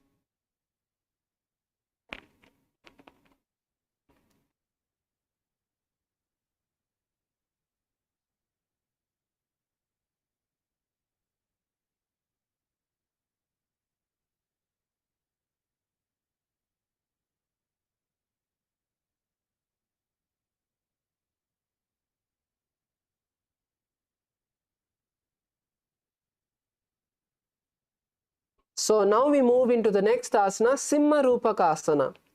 So now let's all fold our legs and we are going to cross our and then sit on the heels, placing your hands on the knees with your head, neck and spine in a straight line. Now exhale forcefully with your tongue sticking out, visualizing yourself as a lion. Visualize yourself as a lion and gaze at the nose.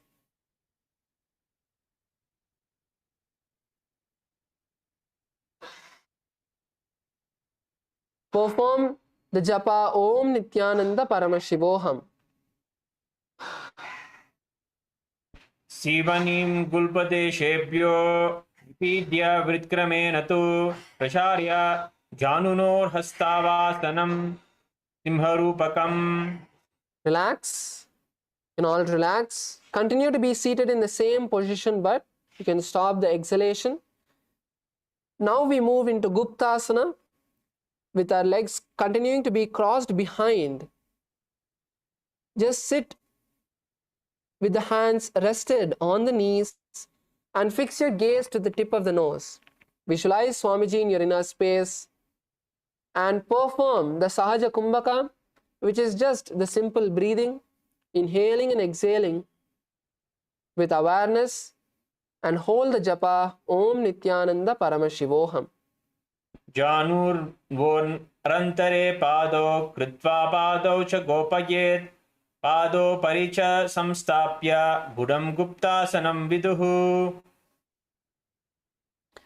And now we move into Viyogasana. So now stand on your knees. Stand on your knees and cross your feet behind. bringing the feet as close to the opposite knees behind your back as possible. And now you're going to lean backward. You're going to lean backward and you're going to hold on to the calves.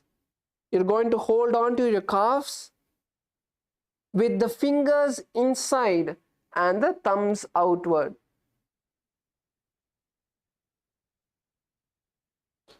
So hold on to your calves.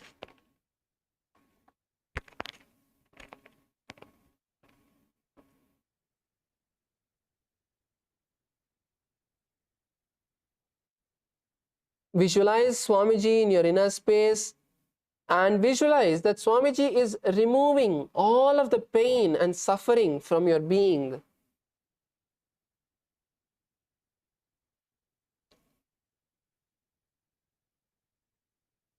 Fix the gaze on the third eye. Continue to perform the Sahaja Kumbhaka, the Moola Bandha, and hold the japa Om Nithyananda Paramashivoham.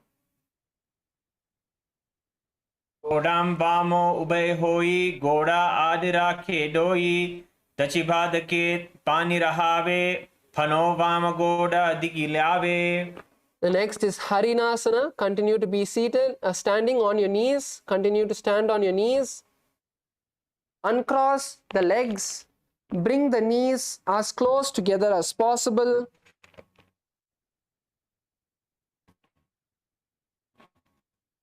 And interlace your hands in front of your chest.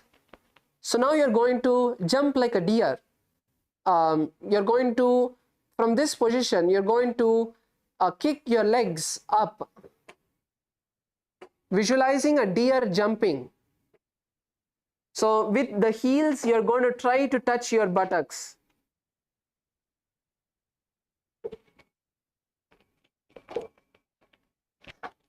Visualize a deer jumping.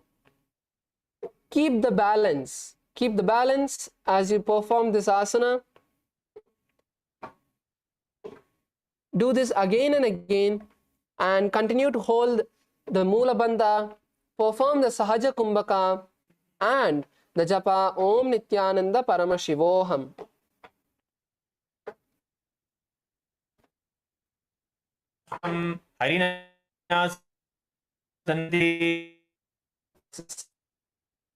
Now we are going to continue to be standing on our knees and keep the heels flat. Bend your back nicely, lowering yourself down, and hold on to your ankles in Ushtrasana 3 as you visualize yourself as a camel. So let's all take a moment to nicely stretch our stomach, our back, and lower ourselves down into Ushtrasana 3. Perform the Sahaja Kumbhaka and hold the japa Om Nithyananda Paramashivoham. मेरुदंड ग्रंथि दाहल्य संपीड्य दयि सुपुमां कपोष्ट्रासाभ्यासं पुरान्मित हितासना. Relax. And now we move into Malasana.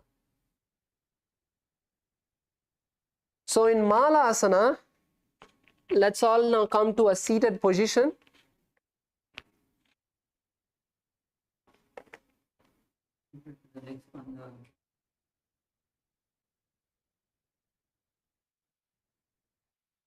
So in Malasana, the first step is raising our legs onto our shoulders. So all of us raise your knees, your legs onto your shoulders.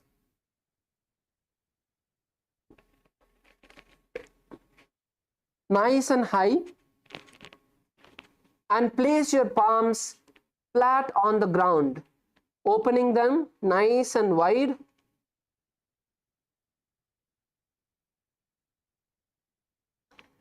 So bring your legs as high as you can. And now you're going to lean forward. You're going to lean forward and lift your buttocks off the ground. Come on, Kailasa, Malaysia. It's not too hard. It's not too hard. So you can also try.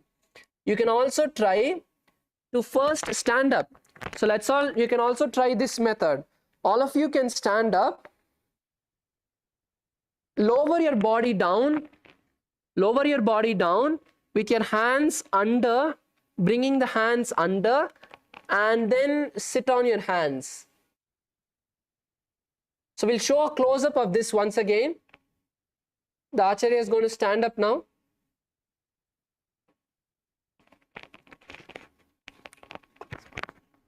So now from this standing position, you're going to slowly lower your body down, keeping your hands inside, and then sit on your hands, and then lean backward. Lean onto your hands, and then raise your legs. So you can all try this. It's not too hard. It is not as hard as you think.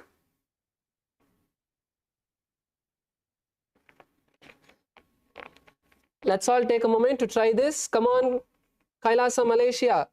Try it. First try it, then if it's hard for you, then you can give up. But first try.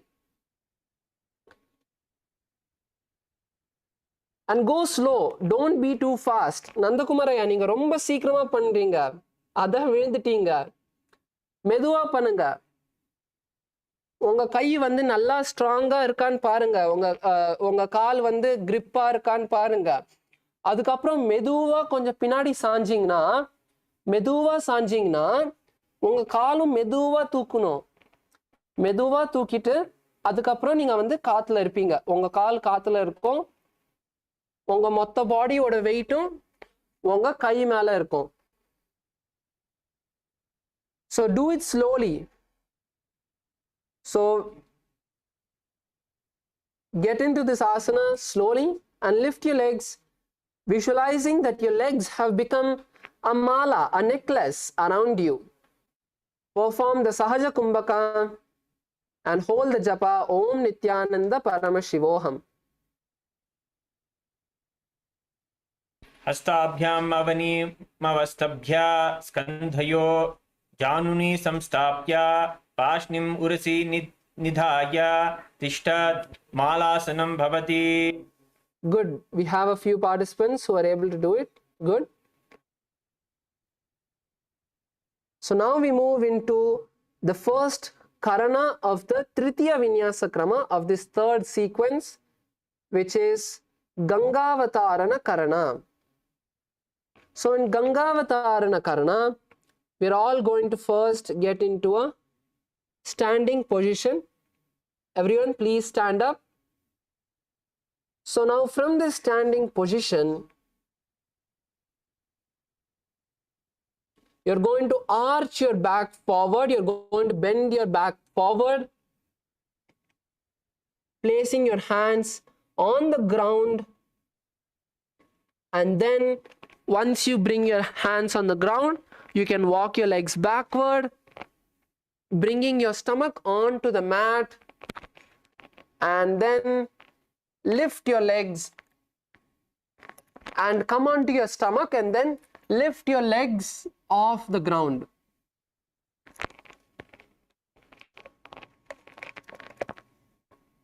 Like in Dhanurasana.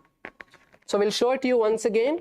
So from a standing position, bend down, placing your hands on the mat, and then walk your legs back, and then come onto your stomach, and then lift the legs and the thighs off the mat.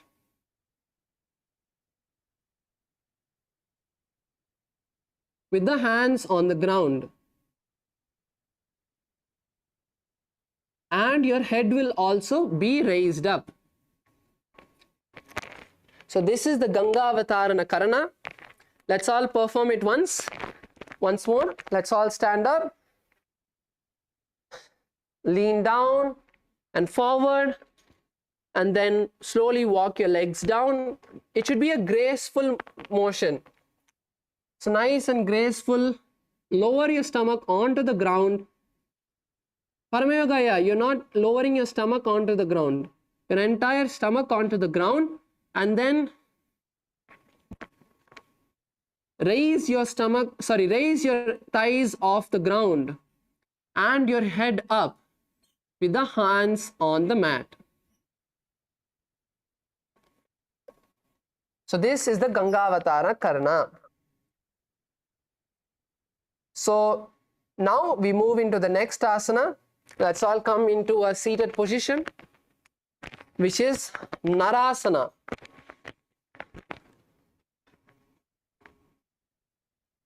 So actually we'll be performing this asana tomorrow. We'll be continuing from here tomorrow. I just realized we have only 5 minutes left. So let's all get into Shavasana for a few moments. You can all lie down on your back.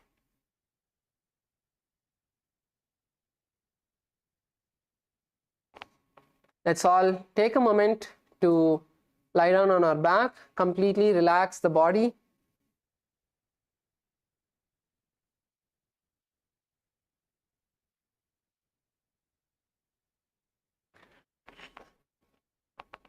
Take a moment to lie down, relax the complete body, stop all the restlessness.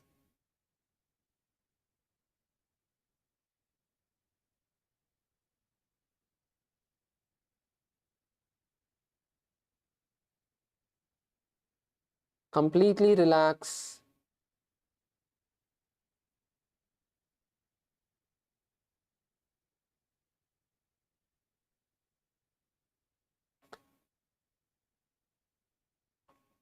Stop all of the motion, the movements, the subtle movements of your body.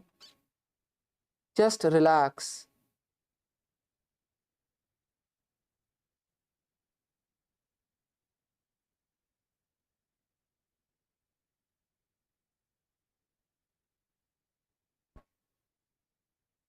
Completely relax. Unclutch from all the thoughts.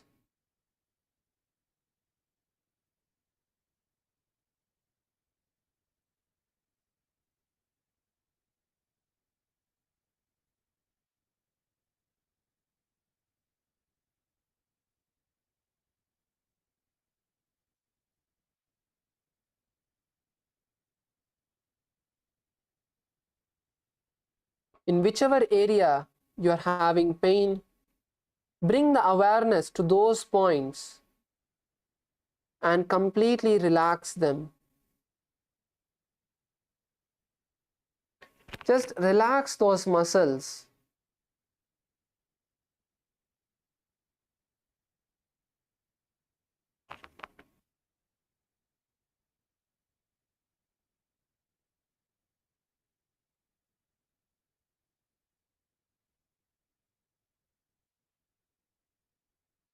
Now, slowly come back to your body. Bring awareness back to yourself. You can shake your fingertips, your legs, bend your knees, bring them to your chest, wrapping your legs. Now you can just rock from side to side, relaxing the back. And now you can roll up into a comfortable seated position. Sit with your eyes closed, your palms together in front of your heart center, and take a moment to thank Swamiji for giving us this amazing opportunity to perform the most authentic yoga, which is directly from Paramashiva. Offer your gratitude to Swamiji for giving you this chance to be a part of the Paramashiva Sena. Take a deep breath and let's chant the Purna Mantra. Om Purnamadav Purnamidam Purnat Purnamudachyate Purnasya Purnamadaya Purnamevavashishyate. Om Shanti Shanti Shanti Harihi Om Tat Sat. Sarvam Bhagavat Shri Nithyananda Paramashiva Padukarpanamastu. Om Nithyanandam. So we'll be having the break till 10 a.m. Eastern Standard Time, and the breakfast is ready. All of you can get changed, have your breakfast, and be back for the next session by 10 a.m. Thank you.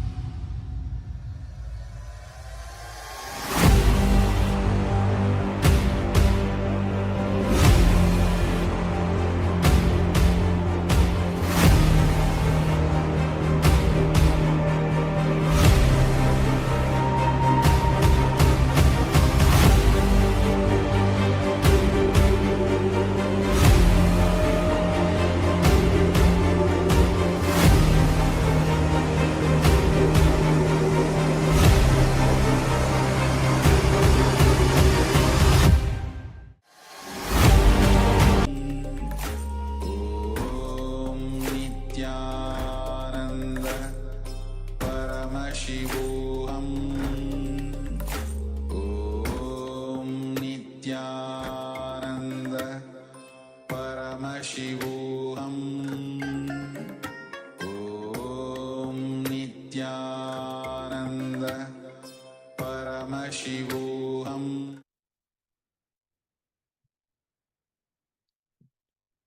नित्यानन्दं परमसुखदं केवलं ज्ञानमूर्तिं द्वन्द्वातीतं गगनसदृशं तत्त्वमस्यादिलक्ष्यम् एकं नित्यं विमलमचलं सर्वधी साक्षिभूतं भावातीतं त्रिगुणरहितं सद्गुरुं तं Namami.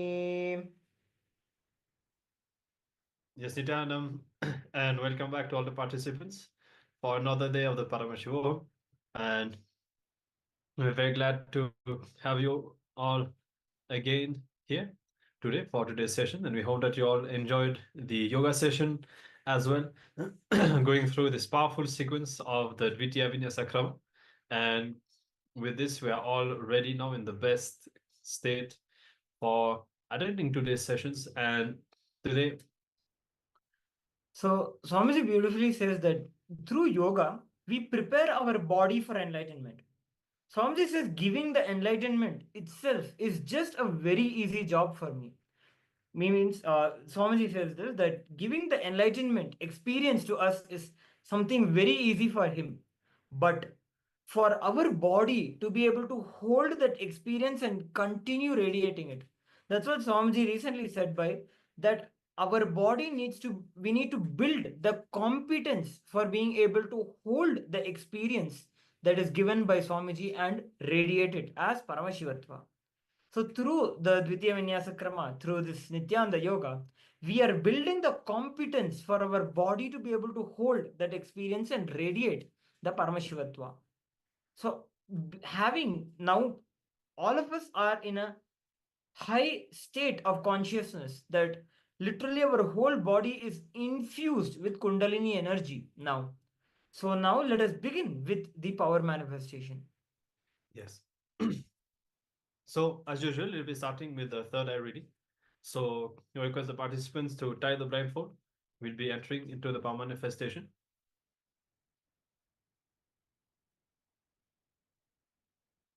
And once you have covered your eyes, take a few moments to unclutch. Connect with the form. Connect with the form of our beloved Bhagavan. Remember him in your inner space. Bring the awareness into your third eye, the brow center. Do not make it extremely stressful. Relax into that space of awareness.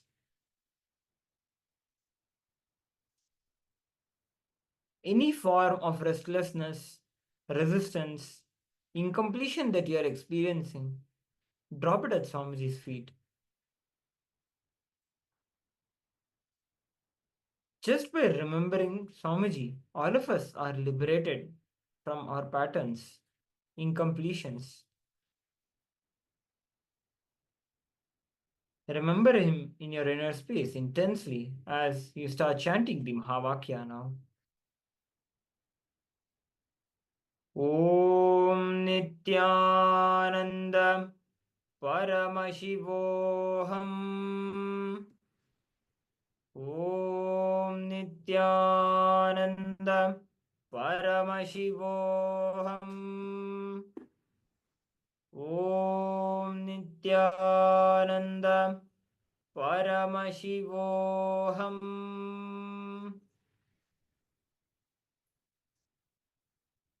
Continue chanting the Mahavakya intensely as you reverberate with the same frequency of the Mahavakya, radiating Swamiji powerfully.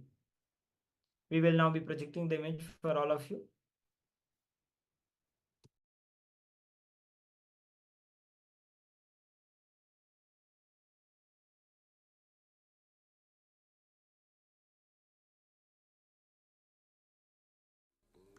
Om Nityanand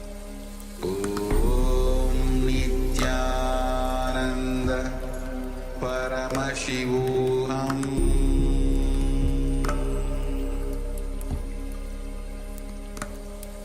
Om Nithyananda Paramashivoham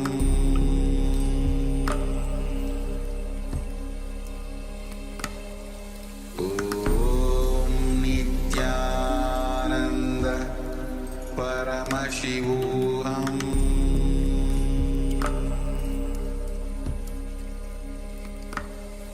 Om Nithyananda Paramashivoham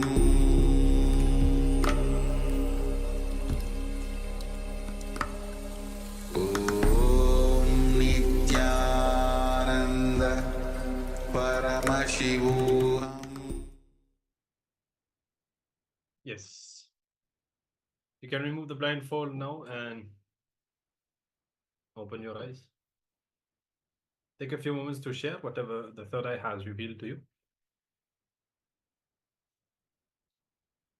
Swamiji always says that God lives in details. So anything Swamiji would have showed you, it may be a picture or it may be words, it may be even you would have heard something. But describe it in as much detail as possible. This is how Swamiji starts revealing more and more details to us as we start expressing it more and more.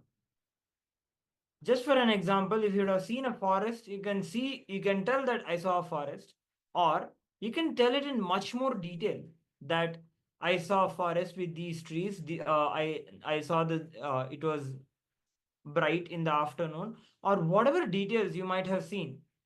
I'm just giving this as an example because it's not the picture that was projected, but anyways. So as much detail as possible, express whatever Swamiji had revealed to you. Yes. So take a few moments, make sure to share all the details, everything that somebody has revealed. And we'll be having a look at the image and seeing if you have succeeded in this power manifestation.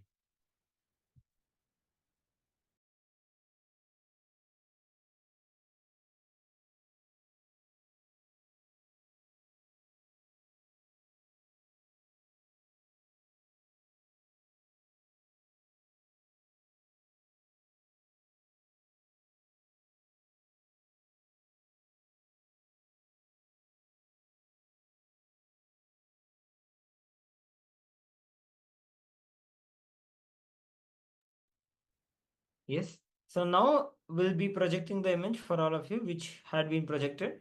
So all of you can verify with whatever Swamiji had revealed to each of you. So this is the picture of Bhagavan Venkateshwara, Parandhama, along with his divine consort, Devi Padmavati Tayar. So this was the image that was projected for all of you. All of you can see, verify, check, make sure that whatever Swamiji has revealed, you can check if it is matching.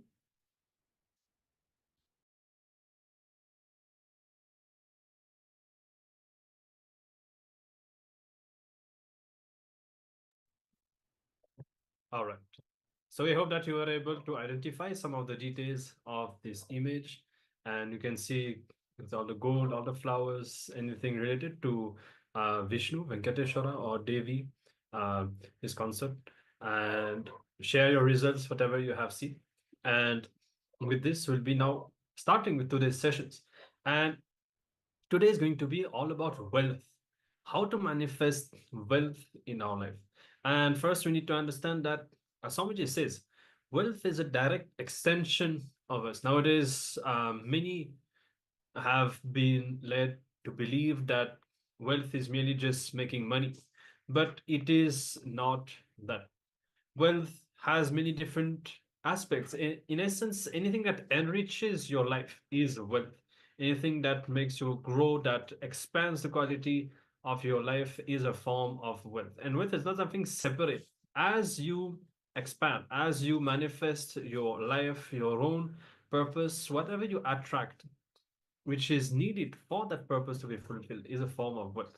So we'll be covering different dimensions of wealth consciousness, how we can create the best inner space to manifest wealth in our life and overcome all the blockages that we may be facing and due to which we struggle with wealth.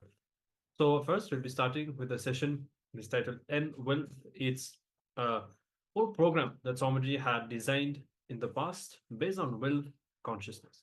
So let's dive in and let's understand secrets of wealth manifestation from Swamiji.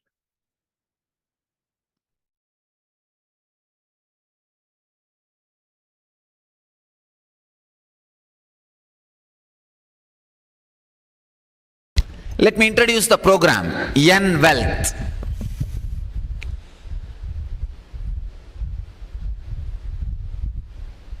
Let me introduce the exact process of the whole program. It is all about wealth. As the title says, money.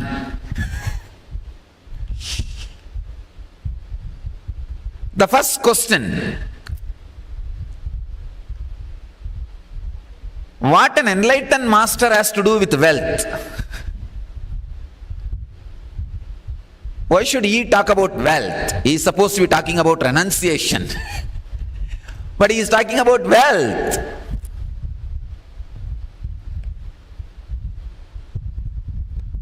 Please understand, a beautiful survey, study done by Ohio University Sociology Department.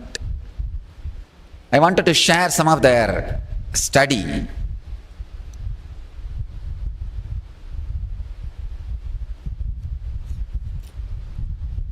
It is done national level in US.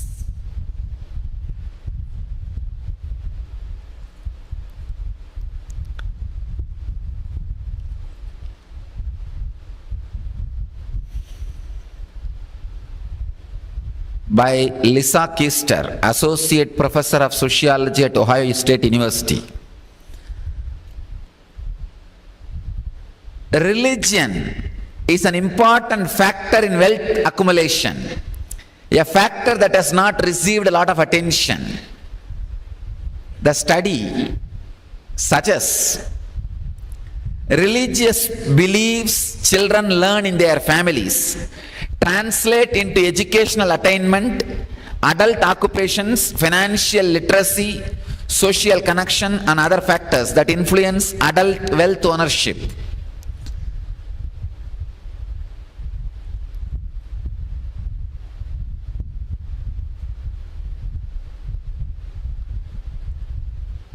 One more important thing, the study says, it is not only the religious affiliation.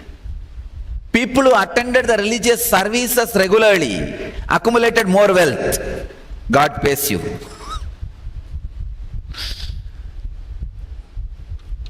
And some of the very interesting informations I want to share with you so that you will understand why I ventured into this program, N Wealth, teaching you about wealth.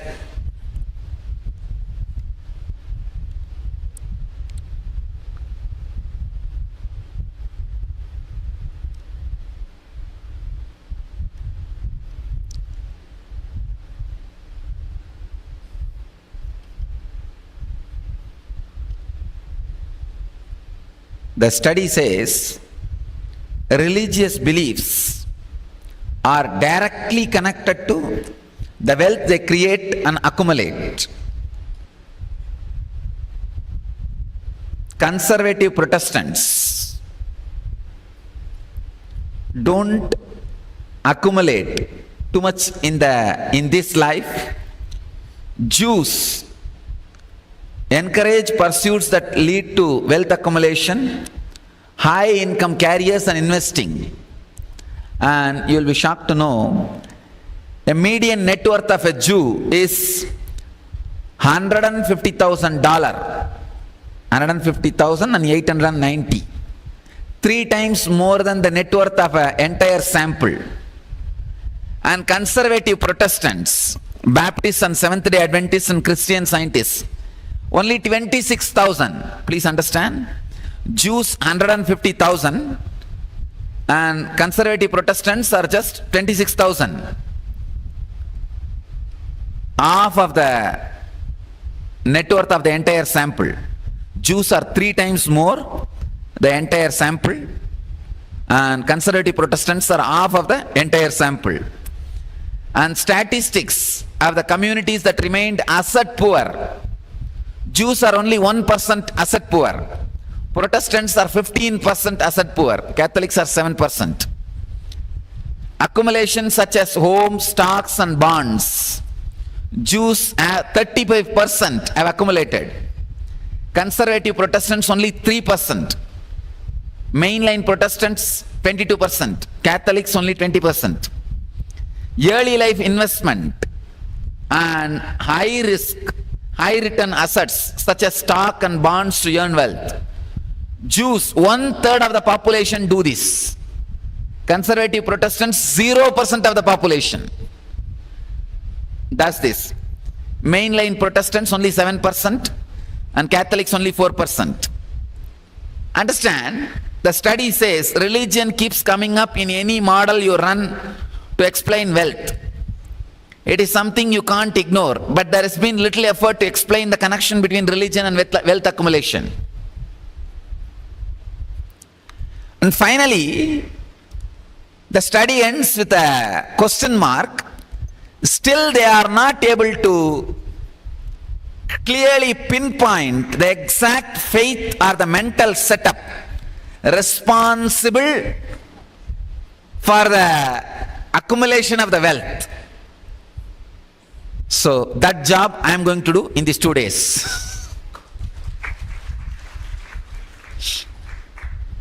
Understand, religion and wealth are very closely associated. That is the reason I ventured into teaching you how to accumulate wealth. First statement I wanted to make, the first statement of this program: wealth is not a thing to be accumulated or managed. Wealth is you. Please understand. Wealth is not just a thing as you think to be accumulated or managed or created or celebrated. It is you. Wealth is nothing but extension of you. In Sanskrit we have a very beautiful word. Lakshmi means intensified goal. When the Lakshya is intensified in you, it is Lakshmi. Intensified goal is Lakshmi. The right mental setup directly makes you create and celebrate wealth. I don't even want to use the word creating and sustaining. I wanted to use the word creation and celebration of wealth. The right mental setup is required to create wealth, to celebrate wealth. Only an enlightened person can teach you the mental setup, can create the right mental setup. That is the reason I took up the program on wealth. The usual question an enlightened being is supposed to teach: renunciation. Please understand, how will you renounce unless you lived? I have seen wealthy man, I have seen poor man's renunciation, I have seen wealthy man's renunciation. I have seen all these three. Please understand, I have seen poor man renouncing what he doesn't have, and wealthy man enjoying, and I have seen wealthy man renouncing. All these three mental setups I have seen. I wanted to let you know, whether you will renounce or not, that is different. But it is good to have wealth. I completely support creation and celebration of wealth. I'll explain the detailed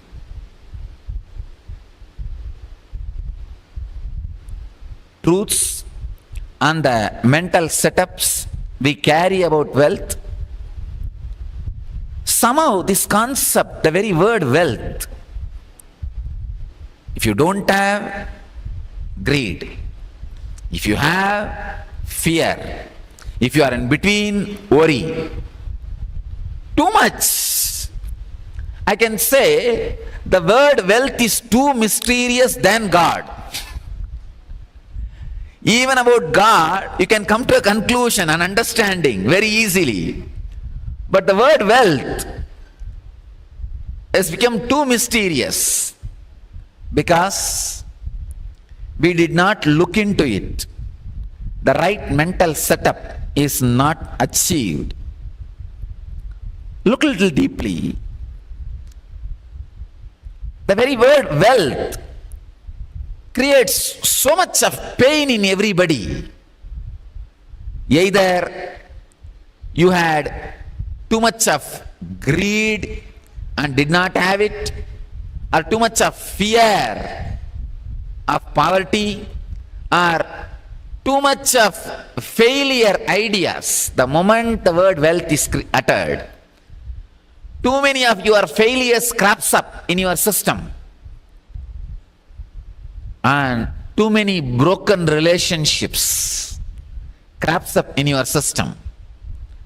Too many broken relationships, too much of disrespect, too much of the pain and sufferings which you went through from the young age gets awakened.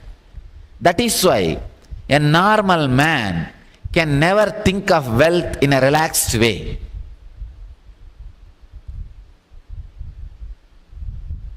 Just look in. Even if you want to think about creating wealth, secretly you sit and think. Even inside your own mind you create a secret chamber where you plan about wealth. Even your whole mind does not accept for planning about wealth.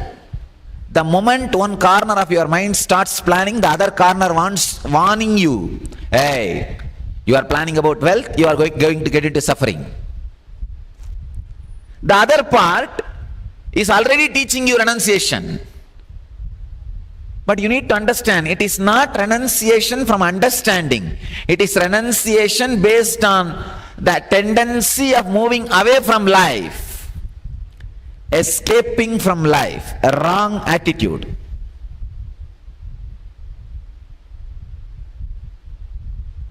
You carry too many chaotic ideas,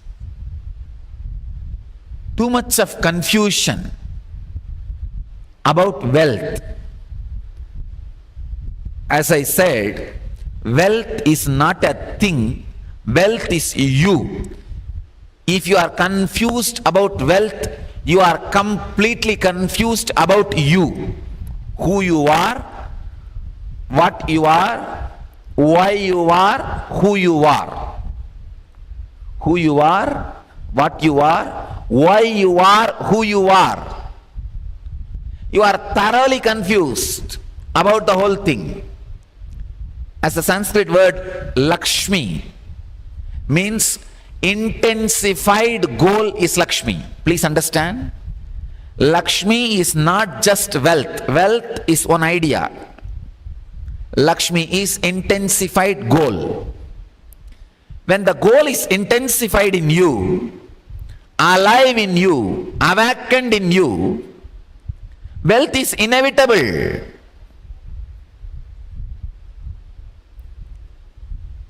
Wealth is not just money, the relationships, satisfaction, the power to convert dollars and rupees into the product which you wanted to have. In Sanskrit, we have 8 dimensions of wealth. The next further sessions, I'll talk about it. We call it Dana, Danya, Virya, Vijaya. Different dimensions of wealth. It is a thing, it is not a thing, it is your very being. Only when your being becomes proper, the wealth gathers around you, wealth happens around you, and you celebrate it. And wealth can be adding to your life. Without the right mental setup, even if you are inherited or grabbed. For example, legally if you are born to a rich person, you inherit. And if you inherit illegally, it is called grabbing, that's all. Without the right mental setup, even if you inherit or grab, you will not be able to celebrate wealth. I have seen people, I have seen all kinds of people who celebrate wealth without having it, who celebrate wealth without creating it, who create wealth but don't celebrate it, who create wealth but never use it, who grab wealth but does not celebrate it, who grab wealth but does not enjoy it. All kinds of mental setup I have seen. A right mental setup, a right understanding about wealth not only attracts wealth towards you, makes wealth happen in your life, it gives tremendous clarity even for your day-to-day life, normal life. Because wrong ideas about wealth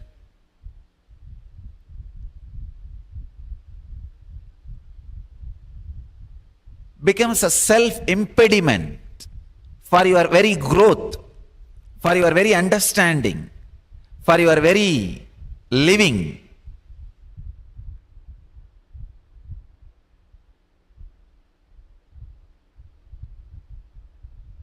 As I said, wealth is not a thing, it is you, different dimensions of you. When you manage different dimensions of you, just wealth happens around you. As I said, wealth is not just dollars and rupees. It is relationships, contentment, the peace and job satisfaction, everything, each one of these items, and health, each one of these items are your wealth. And the mental setup continuously to have success, all these things are different dimensions of wealth. So I think now you are very clear why I am talking on wealth. I am going to work on wealth. I am going to teach about wealth to you. First thing I wanted to do in this program is make you understand all the pains you associated with wealth. Your innate guilt about greed and the ideas put inside you in the young age, the wrong ideas put inside you in the young age about wealth. When your parents fight for wealth among themselves, not only you have wrong ideas about them, you have wrong ideas about wealth. You feel, oh, it is wealth separates people. That 1 engram is enough for your whole life. You will not be able to create wealth peacefully. You will not be comfortable with wealth peacefully. Just see, How many of you are comfortable when you think about wealth inside you? When you just sit in a relaxed way, remember about wealth. See how much of pain comes out.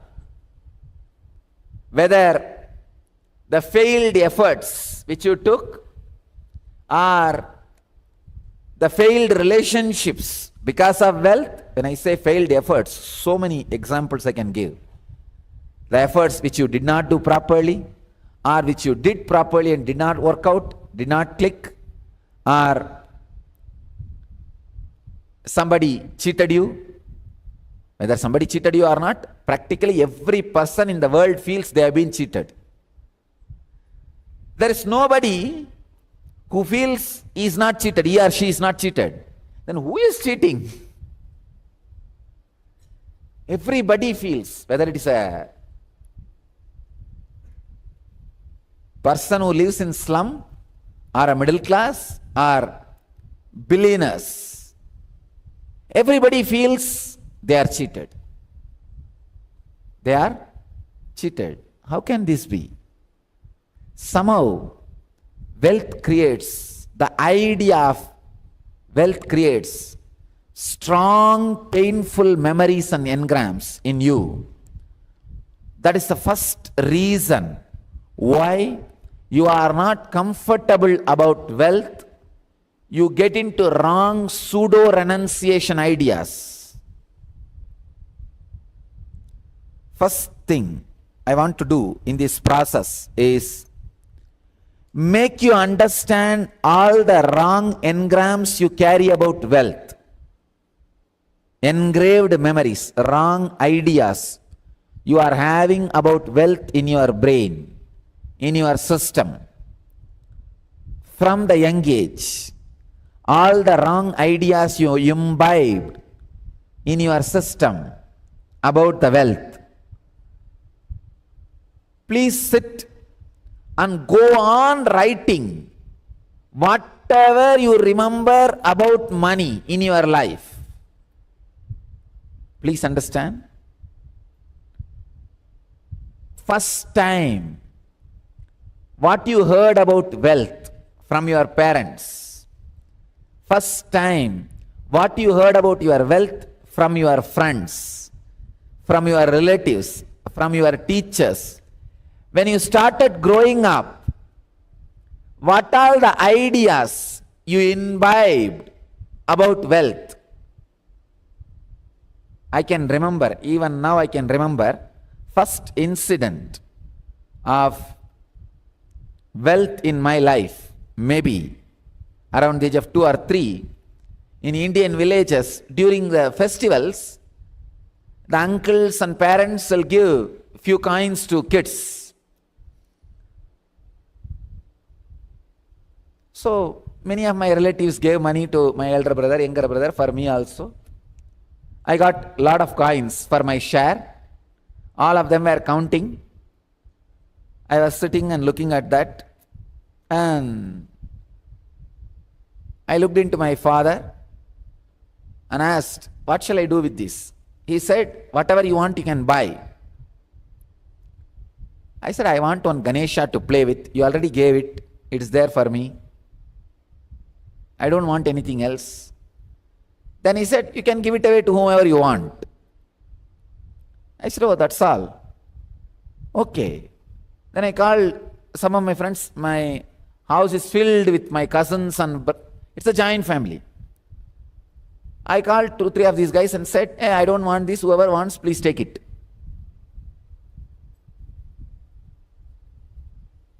I thought some 4 or 5 people will come and take.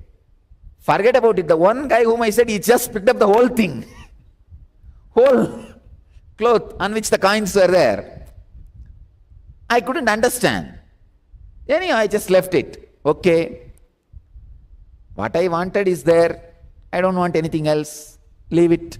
This is my first memory of wealth. And still, I tell you, this memory plays a major role in how I handle wealth. It is just utility. I have not created a single relationship because of wealth. I have not broken a single relationship because of wealth.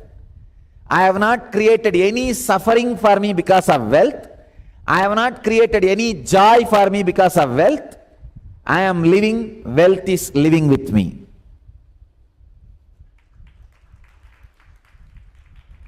Just wealth is living with me. Understand? Wealth is your personality, nothing else. I can tell you all dimensions of wealth is living with me. I have a right to talk about wealth to you. Of course, I am a wealthy guru. You can't equate my wealth to rupees or dollars. Media has tried their best, saying 1,000 crore, 100 crore. Of course, all these numbers are lies. It is not that much if you equate it to number. But one thing I want to tell all of you, you can't equate my wealth to number, because I have such beautiful, intelligent, strong, feeling connected sannyasis. Each one of them, how many $1 million you will equate them? You can't. That is one of the biggest asset I have. And it is such a wealth. Even when I say it's a wealth, they don't feel it's a pride. They feel only grateful for being around me. For example, if you tell others, my wife is my wealth, naturally she will feel pride. She will say, yes, yes, I know, I am your wealth. But I am telling my sannyasis are my wealth, you won't see pride in them. Not only dollars or rupees, in every dimension, wealth is living around me. So wealth is not a thing, it is just a mental setup. It is self-management. That is what is wealth management. Creating self and celebrating self is what I call creating wealth and celebrating wealth. You need to know, if you are not having wealth, I wanted to make it very clear. I wanted to rewrite the word. Blessed are those who are rich. They live in heaven. I don't want to say they go to heaven. I don't want to use the word, blessed are those who are poor in spirit, they shall enter into the heaven. No. Blessed are those who are rich, they live in heaven. It's a wrong understanding given about wealth. Being poor is no way connected to spirituality. I am making one more thing clear. Being poor is equally criminal like grabbing or robbing the wealth from others. Robbing the wealth, stealing the wealth, and being poor, both are equally criminal. If you are poor, please understand, it is not that you are not working, you are working in wrong direction to create poverty. Krishna says very clearly in the Gita, Gahano karmano gadihi. World is action. Whether you want it or not, you are in action. If you are not creating wealth, you are in action in wrong direction. That's all. You are in action, but wrong direction. You are creating poverty. In these 2 days, all I am going to do is create a right mental setup for you so that you attract and celebrate wealth. You create and celebrate wealth. First thing, the first process I want to do is sit and go on write all the ideas you received about wealth in the young age. Let me first open you up. What you have, let us dig it out. Then we'll clear this past engrams, create the right mental setup for wealth. Then I'll explain the right mental setup necessary for wealth and the wealth management techniques and ideas from ancient, age-old Vedic tradition. Please understand, Vedic tradition is one of the richest, wealthiest tradition, not just in the inner world, even in the outer world. Thousands of years before, whatever you call as outer world wealth, we are the richest tradition. Even after so many invasion for wealth, so much of swindling, still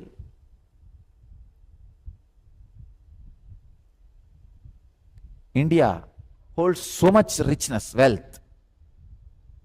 First, the invasion by different groups like Kanishkas, Kushanas, and Mauryas, then Mughals, then British, then because the Vedic tradition is life affirmative. It believes in creating wealth, not grabbing, creating. I can say India is the only country which never grabbed wealth from other countries, other civilizations. Every possible civilization and groups robbed India, but India never went out to grab wealth from others. Even after giving up so much, we still have. So if you look from the right angle, I can say India is the richest country in the world even now. Because never grabbed, always gave. Never grabbed, always gave. Still we have. And the funny thing is, still only 3% of Indian man hour is used. Please understand. For example, see, in India we call it working age as 25 to 58. 25 to 58 is the working age. If a person supposed to be working 8 hours a day, 25 to 58, all the Indians into 8 hours. I am saying that people, Indians who are between 25 to 58 and 8 hours. If this is 100 hours, for example, I am giving you, only 3 hours productivity happens in India. I want all of you to know. Only 3 hours. But still, we are creating wealth. So I'll share the ancient secrets of creating and celebrating wealth. Of course, you can look from the other angle and say India is poor country, so much of poverty, slum and all that. I am giving you the overall idea.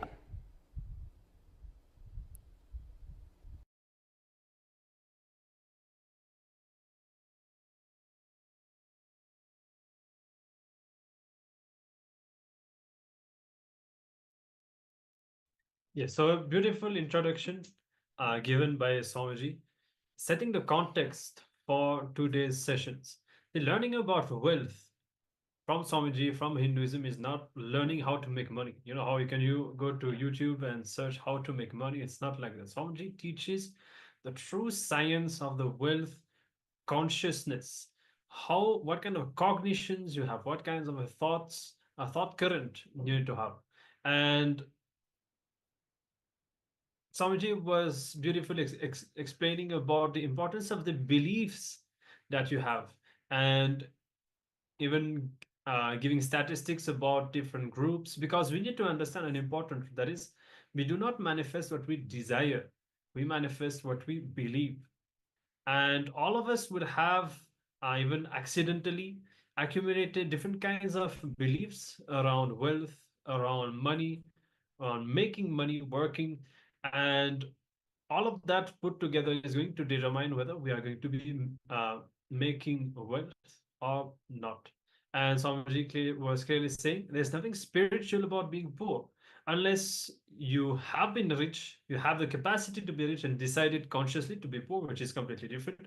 Otherwise, if you have wealth, you may be enjoying or renouncing. But if you are poor, it means that there is an incompletion. There is some powerlessness inside you that is not allowing you to manifest it. That is why Swamiji says either take sannyas or make money. Because by making wealth, you will break all of the barriers, all of the patterns um, that keep you in unproductivity and stop you from realizing your potential. So wealth, making wealth, the science of wealth creation is very much connected to our spiritual growth, our enlightenment. And throughout today's sessions, of course, we'll be diving deeper to understanding this science and where exactly we are stuck or where we need to expand to manifest wealth. So with this, we'll be entering into the first exercise. And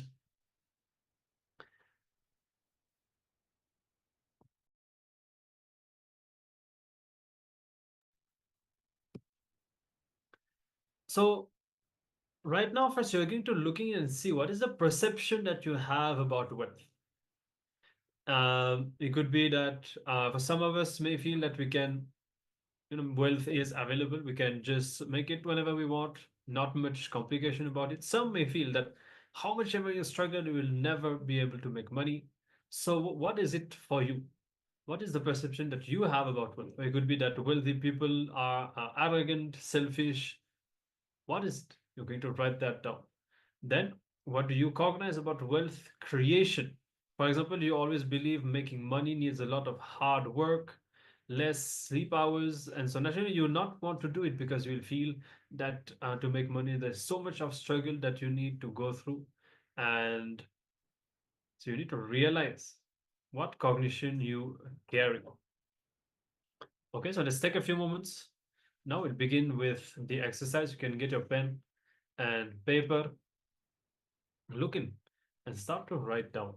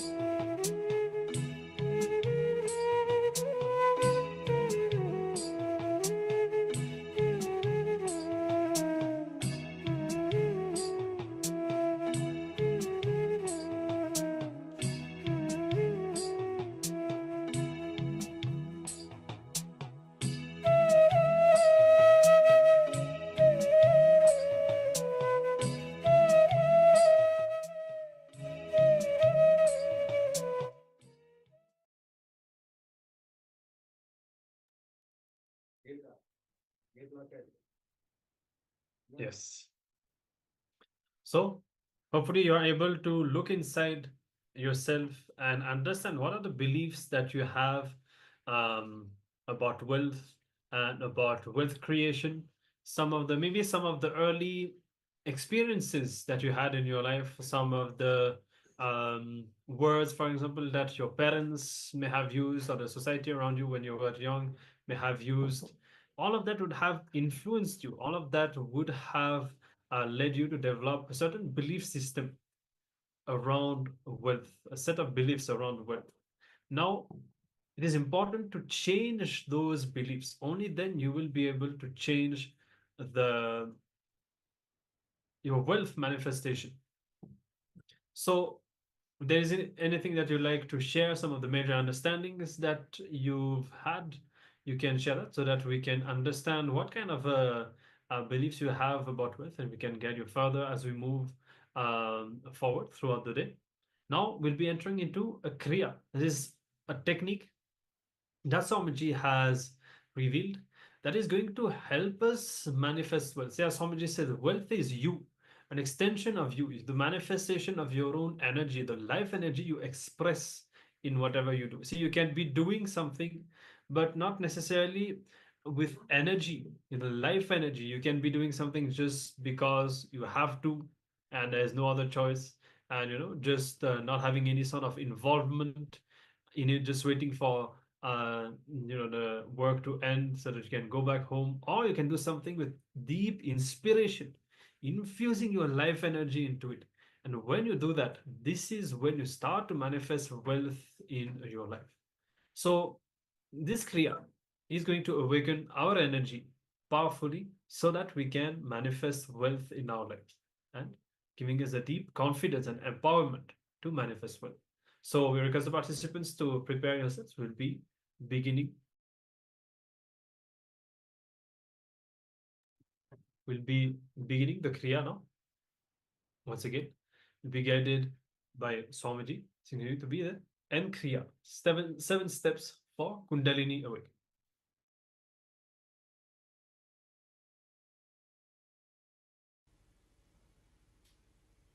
In Kriya, it's a direct technique, awakens your Kundalini, which leads to accumulation, maintenance of wealth.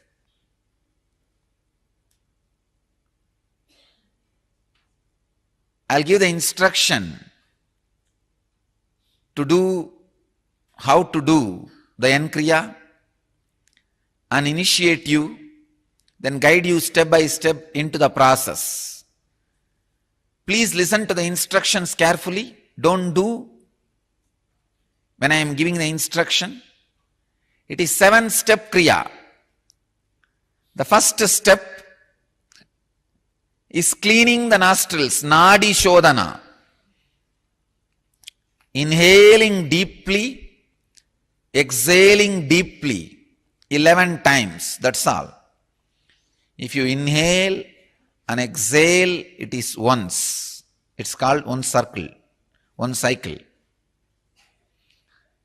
Do this for 11 times. Second step, Bastrika. Bastrika has many methods and procedures. I am giving you one simple Bastrika. Lower abdomen, pull in and up. Just don't move shoulders. Just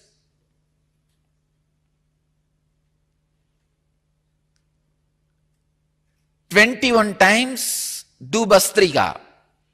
Pull your lower abdomen in and up.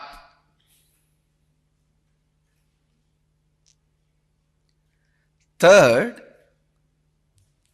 Samana Kriya. Inhale as slowly as possible. Fill your lungs. Hold as long as possible. Exhale as slowly as possible. hold your lungs empty as long as possible. Inhale as slowly as possible. Hold your lungs full as long as possible. Exhale as slowly as possible. Hold your lungs empty as long as possible.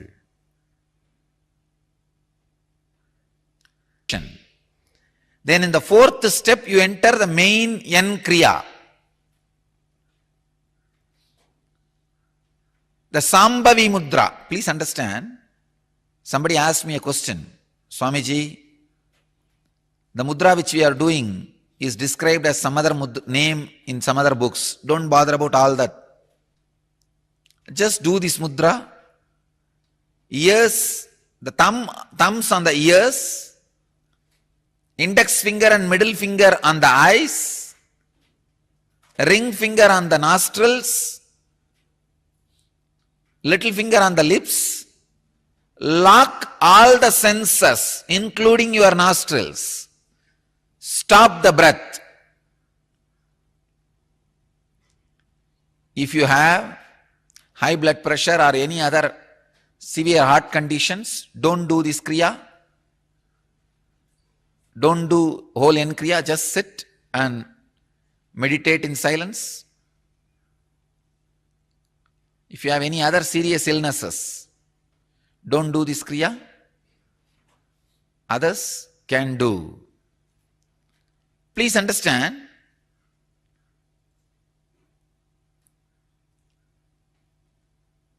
lock all the senses, turn the energy inside. You will see this is the moment that Kundalini awakens suddenly. This is the moment for sudden enlightenment. Every time when you do this N Kriya, the possibility for sudden enlightenment opens its doors. The Kundalini can be awakened suddenly and intensely. Do this 21 times. Actually hold all the senses as long as you can. When you feel you can't hold anymore, then relax the nostril. You may inhale or exhale, just body may balance itself. Body may balance itself. When you feel little balanced, again hold the nostrils. Do this 21 times. This is the main N Kriya part. Then next, the fifth part is intense humming for 7 minutes, preparing the body for Kundalini awakening, levitation,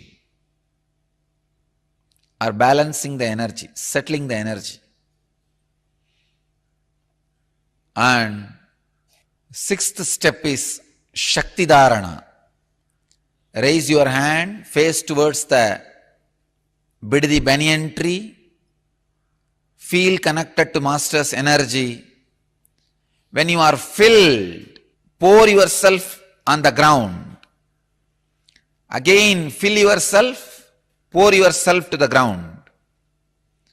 Do this 7 times. Be a open channel between the sky and the earth. 7th step, just sit and feel connected to the Master intensely and send a deep, loving, compassionate, blissful vibrations to whole world. That's the moment you will experience the levitation and Kundalini awakening. Let's prepare ourselves to enter into the N Kriya, which awakens high, intense enthusiasm. Please sit in Padmasana. Let's start the N Kriya.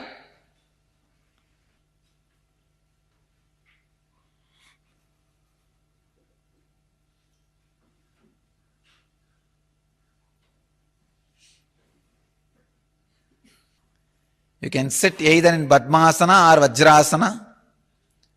Start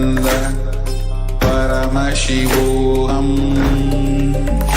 Om Nithyananda Paramashivoham Om Nithyananda Paramashivoham Om Nithyananda Paramashivoham Om Nithyananda Paramashivoham Om Nithyananda Paramashivoham Nithyananda Paramashivoham Om Nithyananda Paramashivoham Om Nithyananda Paramashivoham Om Nithyananda Paramashivoham Om Nithyananda Paramashivoham Om Nithyananda Paramashivoham Om Nithyananda Paramashivoham Om Nithyananda Paramashivoham Om Nithyananda Paramashivoham Om Nithyananda Paramashivoham Om Nithyananda Paramashivoham Om Nithyananda Paramashivoham Om Nithyananda Paramashivoham Om Nithyananda Paramashivoham Om Nithyananda Paramashivoham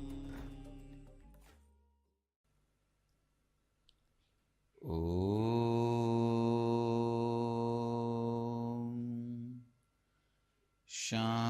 Shanti Shanti Shanti.